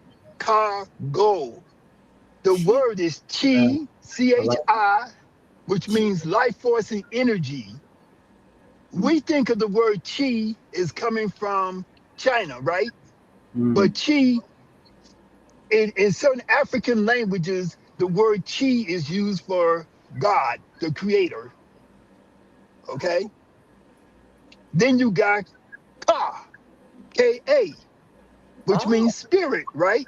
Yes. So the Ka is the spirit. And then you got Go. So you got the Chi, the life force, that you got the spirit, and then you go. Now, using that. Go ahead. Yes. That's just how people like me broke down the word Chicago, right? But Chicago is a Native American word that means stinky onion field, But because there was wild onions in that area and it was very swampy, and so they called it Chicago. And the Potawatomi Native people were there. And so a brother whose name was John Point DuSable, he was an immigrant from Louisiana who was half Haitian. Yeah. And he founded the city. And when y'all visit, because I won't be there, I'll be in Jamaica, but I wish I could be there. I know, we wish you could be there too. Like, we really wish you can just fly back. Can't be everywhere. That was planned a long time ago. Yeah. If y'all fly me back one day I'll do it. But the thing about it is that when you come to Chicago, go on if you have the opportunity, go on Michigan Avenue downtown and Wacker Drive. And that's where DuSable founded the city. He established a settlement there, a place where they traded back and forth and stuff. And so it's right on the Chicago River. And so it's many rivers in the Chicago area that were used as trade routes to take stuff back and forth and so on and so forth. And so there's a small statue. The statue is smaller than me. There's a huge statue of all these other crackers, but they got a small statue of the founder of the city, and you won't even see it unless you're looking for it. And it's right in front of the Apple store there. What? Okay, so so they built the Apple store. The Apple store is right in the spot where he founded, where he had his trading post, where he founded the city. And so I'm saying all that to say this too. Chicago is in the central part of the United States. Everything that moves through the United States and through the entire Western world comes through Chicago, whether it's by water, whether it's by train, or whether it's by plane.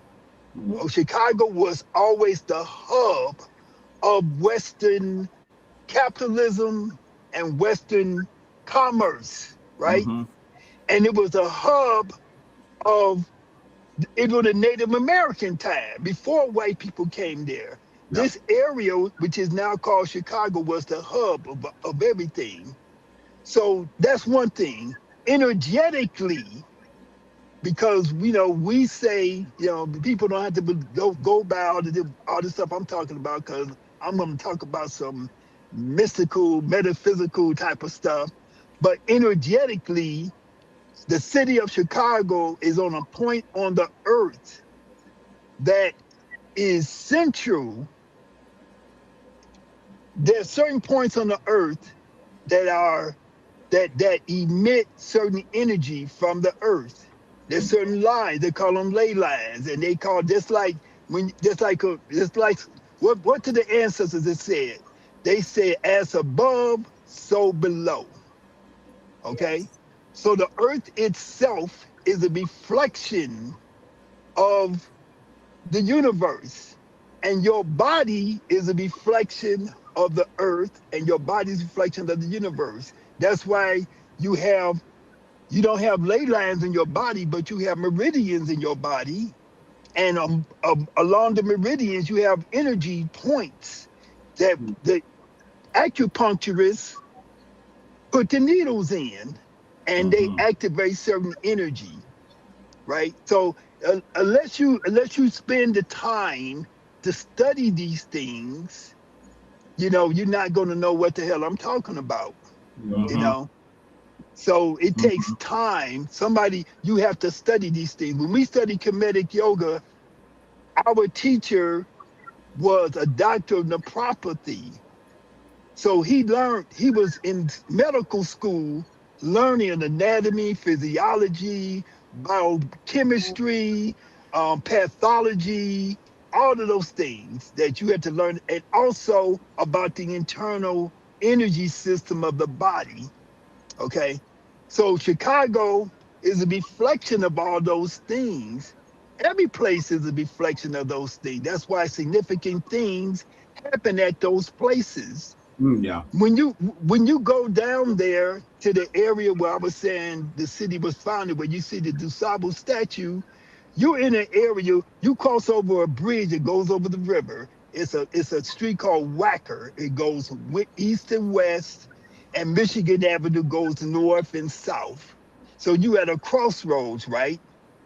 And when you go north north on Michigan Avenue, you go into an area that was very significant to the people called the Masons. Okay, so it's all I do a tour of Chicago. I call it my Masonic tour of Chicago. I don't know if I would take you on that tour, Jabari. Yeah, I went with African Genesis. You did that tour. Wow. No, I don't think I took African Genesis. This is something I do privately. Oh. No. Okay. So I have to take. So this is something I do because I take you into the Hotel Intercontinental, 525, and they have a Babylonian motif on the wall, and they have all types of different Kemetic and stuff inside. Michael Jordan's restaurant is inside of there. I used to work at the Newberry Library. I used to work back in the Newberry Library is a rare book library. I was working with the maps. See, I've been doing this stuff a long time. People think, oh, he just stand on his head and stuff. I got two master's degrees. I've been a scholar at the Newberry Library, where I was going there to document. I had maps. Part of my job was to photograph these maps and put them on microfiche. These maps were hand maps that was handled by people like Cortez and Magellan and all these different people, right? All these different so-called European explorers. I had to literally take their maps and take photographs of them with a huge camera and put them on microfilm and preserve these things. That's the kind of stuff I've done. I've done, so my research is way beyond looking at. Wasn't no such thing as YouTube. Wasn't no such. I had to go into the stacks and I had to ruin my eyesight to look at stuff, that. And so on and so forth, in order to do the research that we was doing. And Jabari does the same thing. That's why he wear them thick glasses, because he be doing research. He ain't just watching a video and say, oh, so and so said on the video, blah blah blah. Yeah. And he's going to Kemet. He's going to Ghana. He's going to different Ethiopia. He's going to these different places to look at stuff. And that's what we do. We look at stuff. When Runoko Rashidi was alive, he would Mm. call me, and Runoko be in the outback of Australia, and he sent me a message when he get, and he'd say he sent me an image. He said, "You serious? This yoga?" Mm. Because he'll be like asking me, "Is this a yoga posture?" And I said, "Yeah, that's yoga because I can look at it and I can tell, does it have an anatomical, a physiological effect or a bioenergetic effect upon the body and the mind?" Mm. So you have to be trained to see these things. So everything is not a yoga posture. Something, if I'm just sitting here like this, that's not a yoga posture. But if I'm doing certain things with my body and holding my body in certain positions, I know because of my experience that that is having some type of effect, and that's Right. how you determine yoga. But Yeah. Mm-hmm. I know I went off from your question about Chicago, but Chicago was founded by a black man. It's Mm-hmm. populated by black people. Mm-hmm. It was one of the places that black people went to during the Great Migration, Yeah. and black people was there before the Great Migration. Mm-hmm. You know, and it's a great city.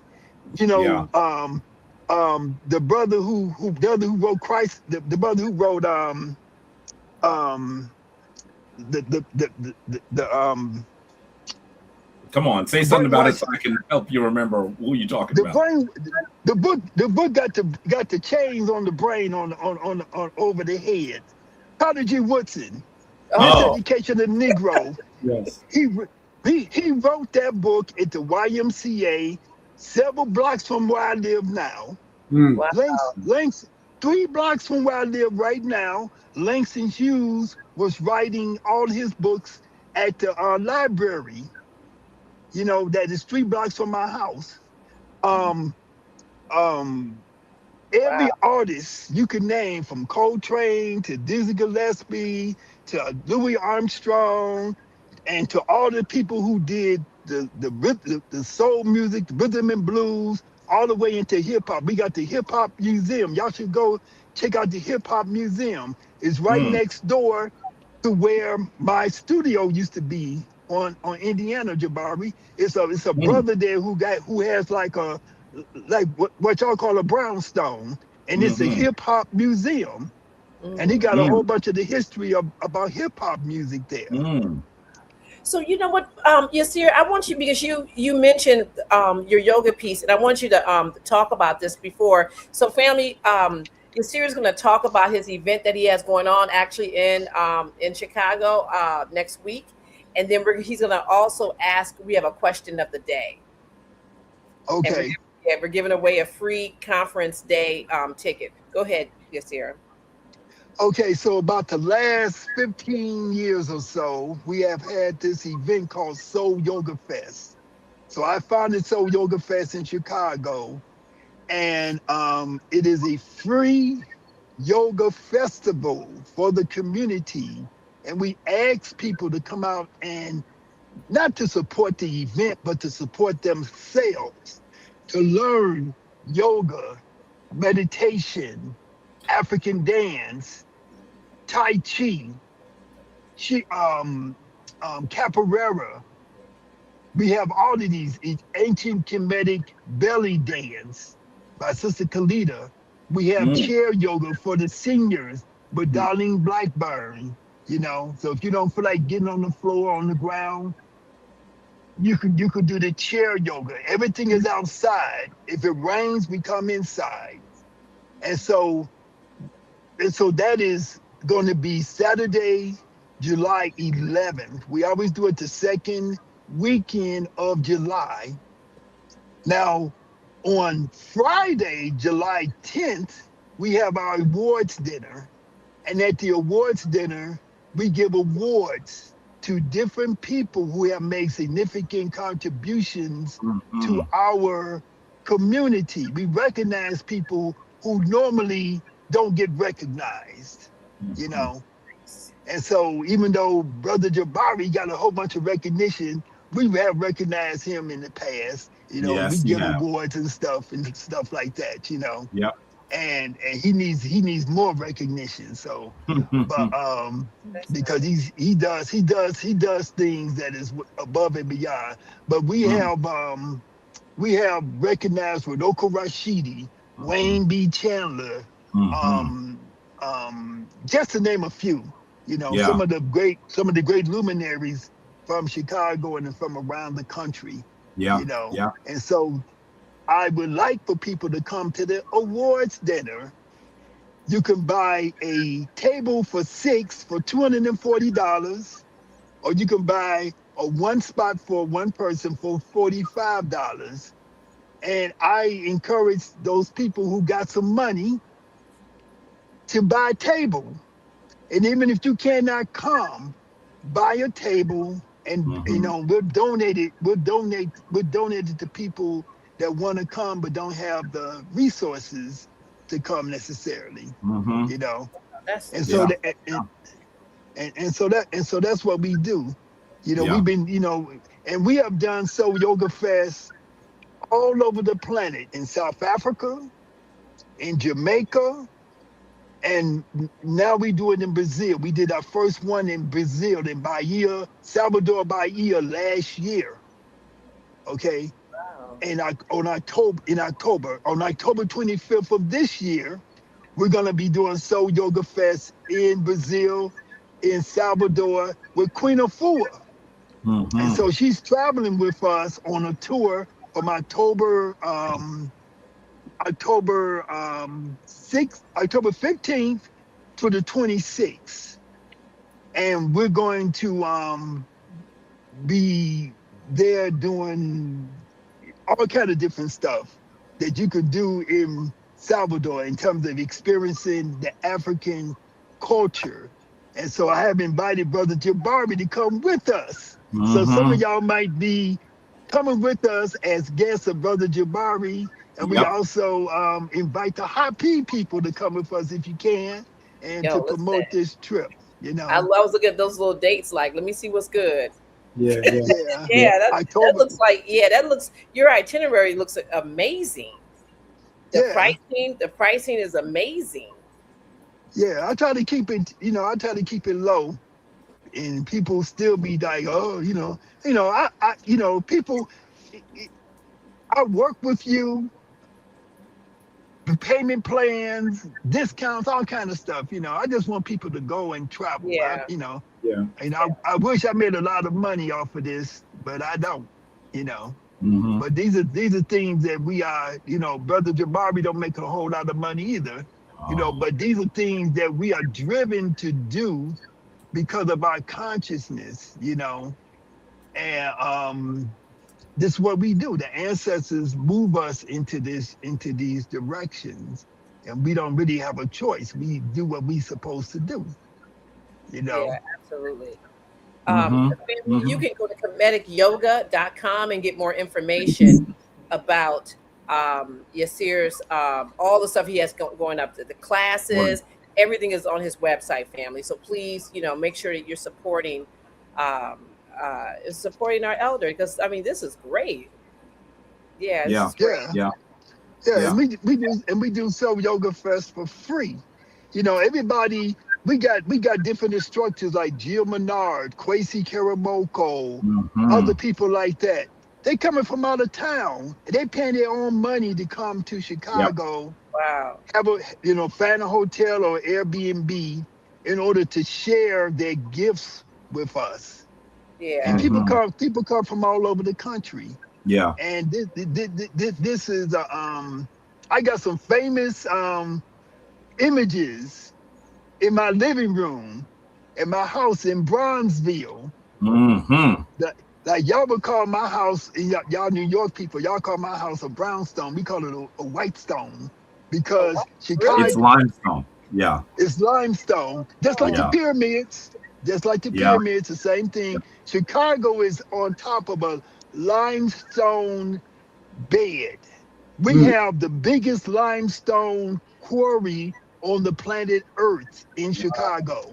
Wow. They've been digging limestone out of there for over 150 years.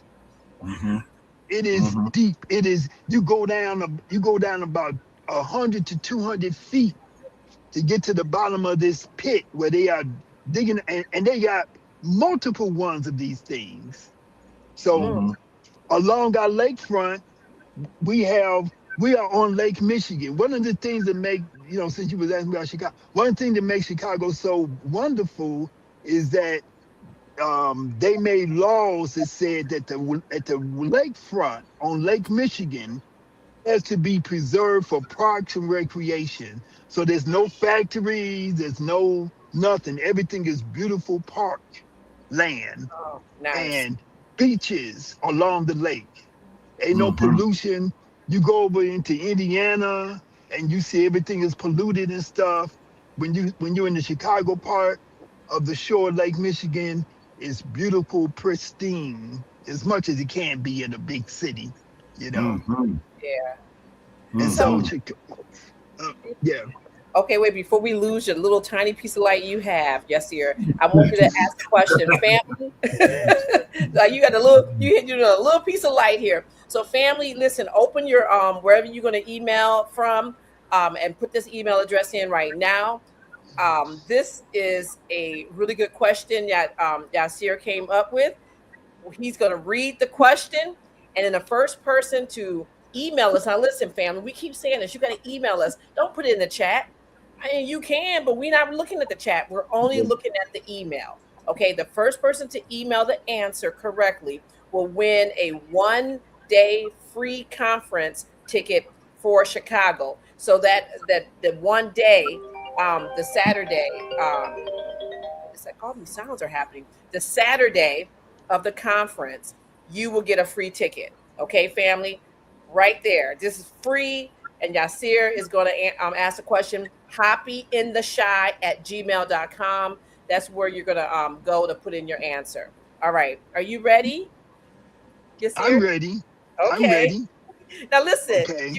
Jabari said this a lot of times. Don't just say the question. Don't be trying to add nothing on yet. Okay. Okay. I'm not gonna add nothing to it because I know Okay. how Okay. Okay. All Brother right. Jabari, the great scholar that he is, I know how he is. And I've been, so I'm gonna pay attention. Okay, All right. so Okay, here we go, family. I don't know if I can even see that. Let me see. I gotta open my eyes more. What is the name? What is the name of the nature that represents the idea of the breath? What is the name of the nature that represents the idea of the breath? Okay, family. All right. What is the this is a really good question. Okay, let's see if anybody remember, we're not looking at the chat. You have to put it in the um In the email. in the email. Hmm. Yep, the email. Okay, let's look. Okay. It's such a good, this is a good question. All right. Yeah, we got to we got to figure out how to get a little music while we're waiting for the answer. Look, we need some music. Okay, well, okay, we got somebody. Okay, no, no, no. Oh yes, we got a winner. Okay, we got a winner. Takesha Bridges. Shoe. Shoe is the answer. Can you elaborate on that, Yasir? Yes, shoe is the answer. And we Yeah. can, we can call the air shoe. And the way I talk about shoe is that shoe represents like all of the natural or all of the natures represents a force of nature. And so Mhm. what is very significant about shu is that we are enveloped in shu all the time. We are in a medium of shu. Just like a fish is in a medium of water and cannot live outside of that water. We are in shu and we cannot live outside of shu because we need to breath. But shu is invisible, right? But it is the most significant element around us because we can only go for 5 minutes without it before we would die. So Shu is the most important thing, but it's the least, because it's invisible, it's the least thing that we think about. You know, it's the force that we think about the least. So that's one thing. Shu started the process of creation when Nut, the sky, and Geb, the earth, were together. They were flat together. I call it sacred copulation. And then Shu came and separated them. And that is when time and space began. Because then you had the heavens, which was the female principle called Nut. And she had the stars, the planets, the moon and the sun traversing her body. Well And then done. you had Geb at the bottom. And Geb is the male principle of the earth. And Shu did a particular yoga posture that we do, where his arms are like this and he's pushing Nut up and separating Nut from the sky. I mean, he is separating Nut from the earth. And so then you see the motion of the stars, the motion of the sun and the moon. And so that's why you have time, because you cannot have time without a reference point. And so the rotation and the orbit and the movement of the moon, the sun, and all the celestial bodies is give us our reference points for how we tell time. And we didn't have space because there was no space. Everything was just this state of the earth. And so Shu is very significant, not just because we had to breathe Shu into our bodies, into our lungs, but also in his role in the creation of time and space. Great That's my perspective. That's a great explanation. That's an excellent perspective. Am I frozen? Absolutely. Definitely. I look like I'm frozen. Can you hear me? Yeah, I can hear you. You frozen though. We can hear you. Yeah, but well, as long as I'm frozen, and you can still hear me, I don't think you can do a better description than that. It's a really good way to understand how the masters of Kemet were describing the world around them and our connection to it. So just think that when you're taking breath, you are having a relationship with a divine entity that the ancients describe.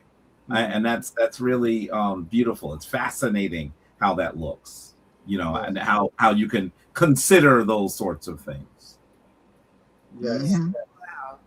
And I did want to say one thing before I know we're coming to a close. Can you show this?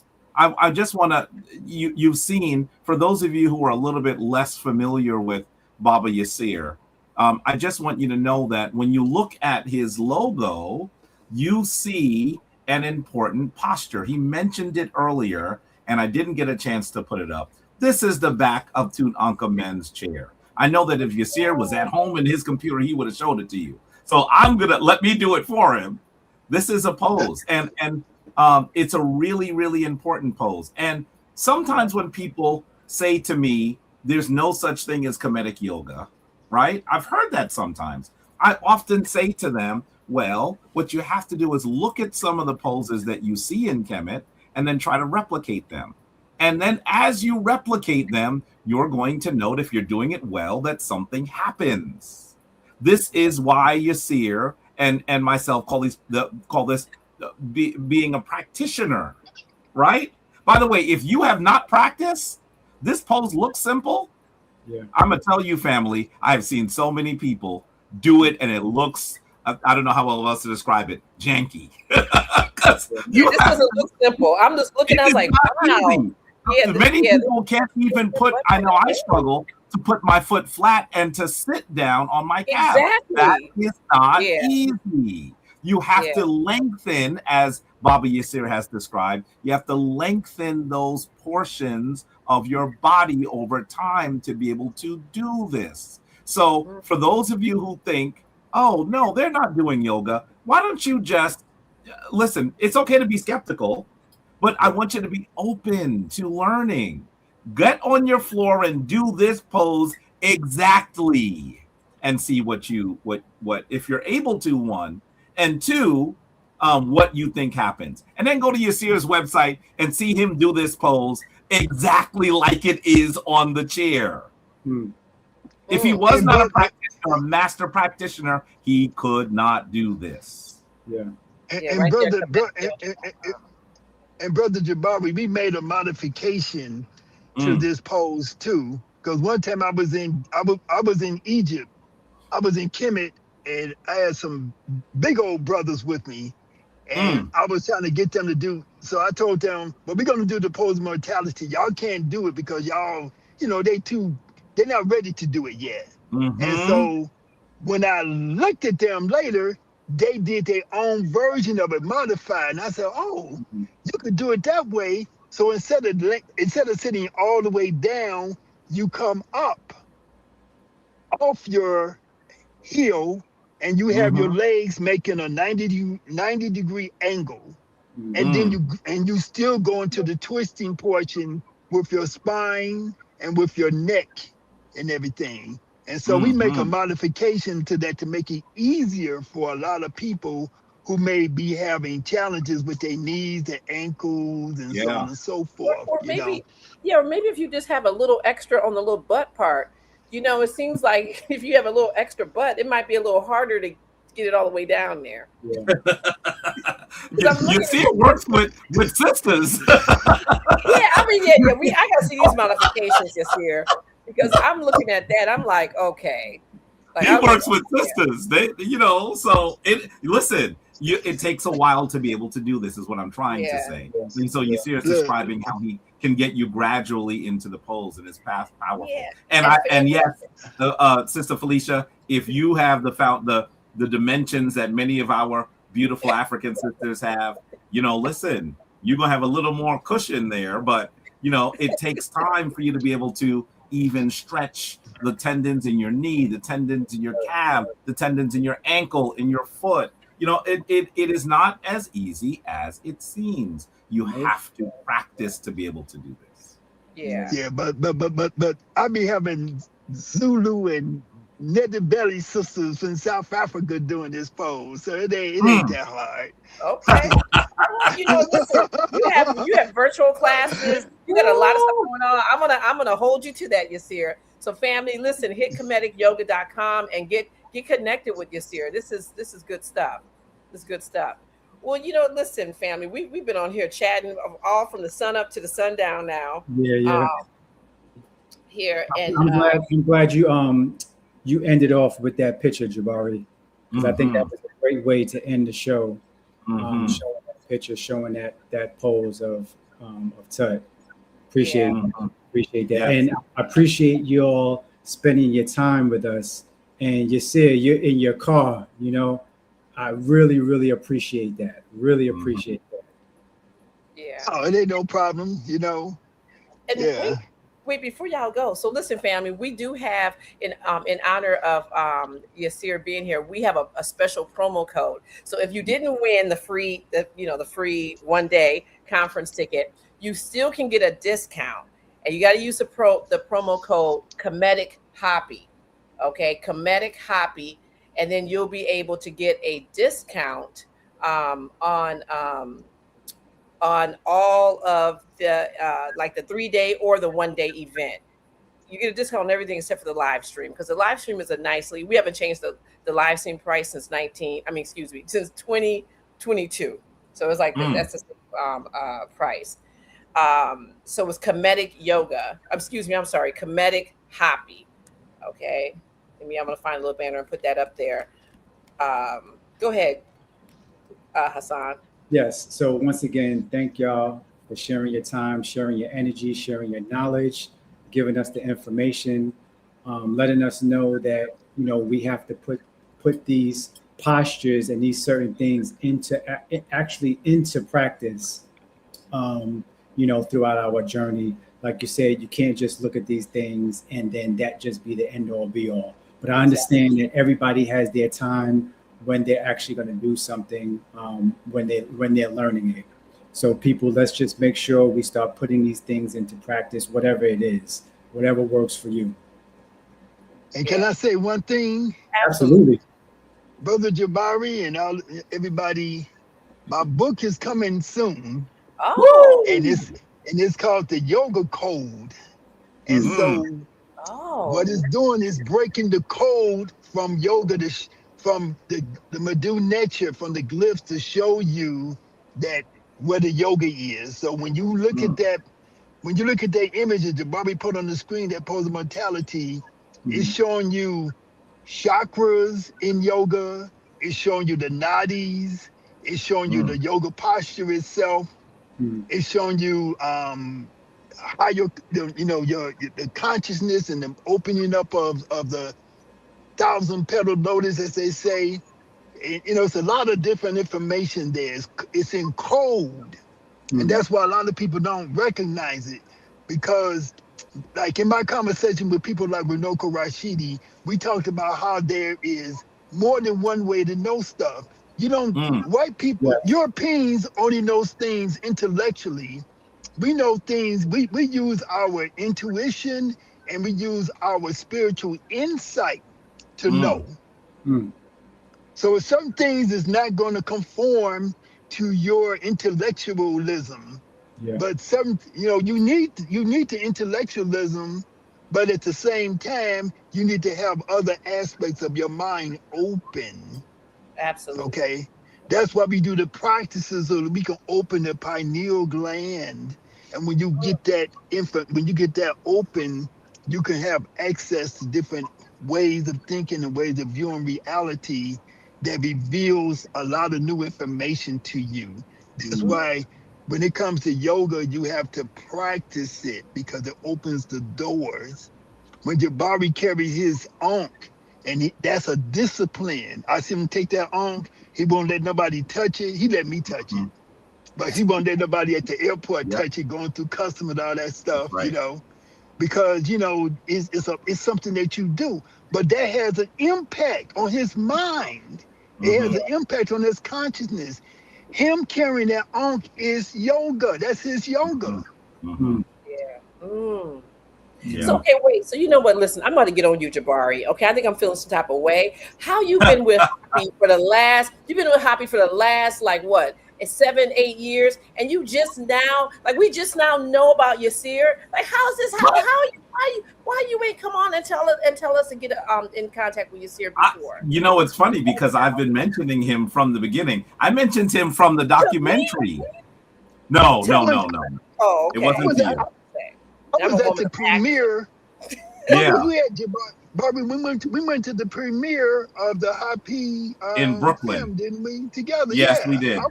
He's been around longer than you think, Sister Felicia. He has. Yeah, because you know what? Listen, if I'm around, he's around. That's what's up. That's my brother. I've known Yiser for decades, so wow. He's been involved more than you might think. He's not been on HAPI Talks. I know, and I'm he is. He's about to be a resident scholar. Yes, he is. Definitely. And listen, when we get off, I'm about to go onto Expedia.com and see how much that little ticket from Jamaica to Chicago for one day is, because we would love to have you in the house. Yeah. Listen, family, so we're gonna put you guys backstage. Don't go nowhere because Taki is back there and he want to chat with both you brothers. Okay, so don't sign off. We're gonna remove you. We're gonna close the show and then have a conversation. So don't sign off. Okay. All Sounds right. Good. Okay. All right. Cool. Thank you. I'll try to unfreeze in the meantime. All right, Hassan. This is a great show. That was good stuff. Yeah, it went deep. It went deeper than what I actually thought it would. Yeah, we got to go deeper because this. I mean, oh my God, I was seeing.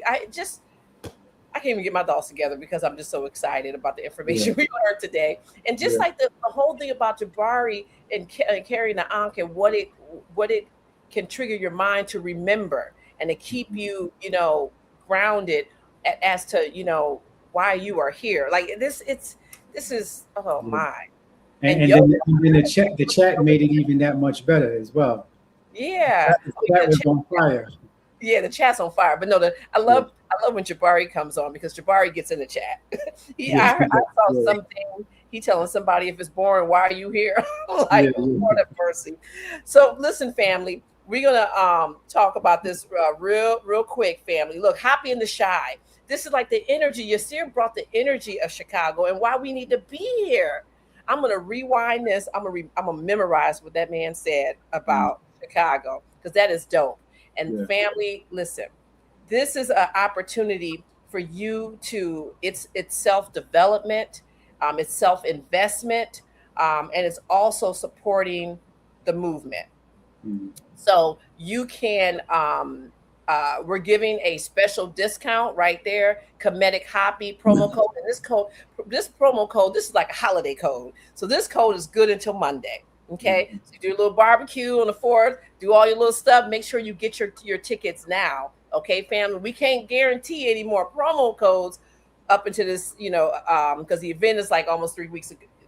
Yeah, a little bit more than 3 weeks away. So, family, make sure that you are utilizing this opportunity that we're giving you. Okay, Happy and the Shy. It is happening July 24th through the 26th. It is going to be fire. Okay. There's a discount. Like if you just go to happyfilm.com, you go to happyfilm.com, everything's there. Everything. You can get a vending table. You can get put your ad into the commemorative book that's going to be distributed to every single person. And we have a special. So if you want to, put a business card in, usually the business cards are $150. They're $100. It's all up until Monday. So family, right there, we have all of the business cards in here. And, a lot of these businesses are still going on. A lot of them are people who are longtime HAPI supporters. So family, you definitely want to make sure that your article gets into the magazine. And when you go to happyfilm.com, if you're coming into Chicago, we have discounted rates. You just call, there's a phone number, there's a link. You just say, hey, listen, I'm here for the Happy and the Shy, and you get a discount on your hotel stay. So family, when I tell you this is gonna be fire. It's gonna be fire. 3 days, 16 different voices and one goal, and that's power and unity, healing through unity. You have anything to add? And if you can't make it, we have the streaming option as well. Yes. But you really should try to make it because the energy in those different spaces is going to be a different kind of energy. Yeah. And Jabari, he summed it up like, everyone's just walking around the space. So you can just vibe with people. You can really see their, like feel their auras. Like it's really it's just more than what you're just going to read about. It is more, it's a very transformative experience.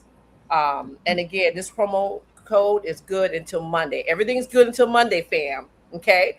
So enjoy your 4th of July if you celebrate it, or if you don't, or just you just celebrate, you got a day off. That's what's up. But family, make sure you go to happyfilm.com and get your tickets because this is going to be a life-changing experience and you want to be in the room.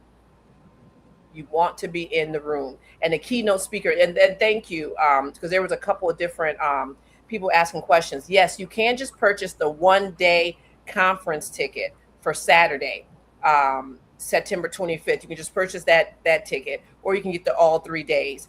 We don't have a ticket for just Friday, but email us and let's have a conversation about that. You can email us at happyandtheshy@gmail.com. We can talk about that. Keynote speaker, we have 16 keynote speakers. It's everybody. We got panel discussions, and I'll go over to people really quickly. Dr. Ken Harris, he will be our host. We have Baina Bello, Dr. George Frazier, Jabari Osaze, who was on a few minutes ago. Ifudishi Juhuti Miss, Robin Walker, Baina Bello, Dr. Julian Melvo, Crystal Gunn, Robin Walker, Dr. Obari Cartman, Dr. Joseph Levi, Nuri Muhammad, Queen of Four, and I think I got all 16. Did I get all 16? And, yes, and one of our presenters will have on the show on Sunday. Maulana Karenga will be Dr. on Jabari Sunday. Osaze. Okay, so make sure y'all tune in. Make sure y'all tune in Sunday for that. Hassan, I forgot too. Yeah, because we have two people that will be joining us virtually. And we have Dr. Susan Tata, and then we have two people that will be with us virtually, and that's Dr. Maulana Karenga and Mapanga Mara Ra III. Yes. That's everybody. All right. Well, with that being said, people, we appreciate y'all for hanging in there for 2 hours plus, but I'm sure it was well worth it, you know. Yeah, absolutely. All right, fam.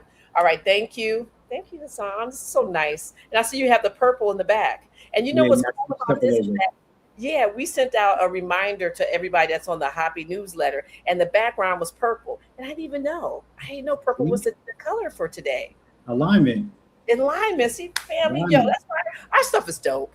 I'm sorry. That's how energy works. We dope. Yeah. All right. Okay, fam. All right, happy family. All right, peace and blessings. Peace.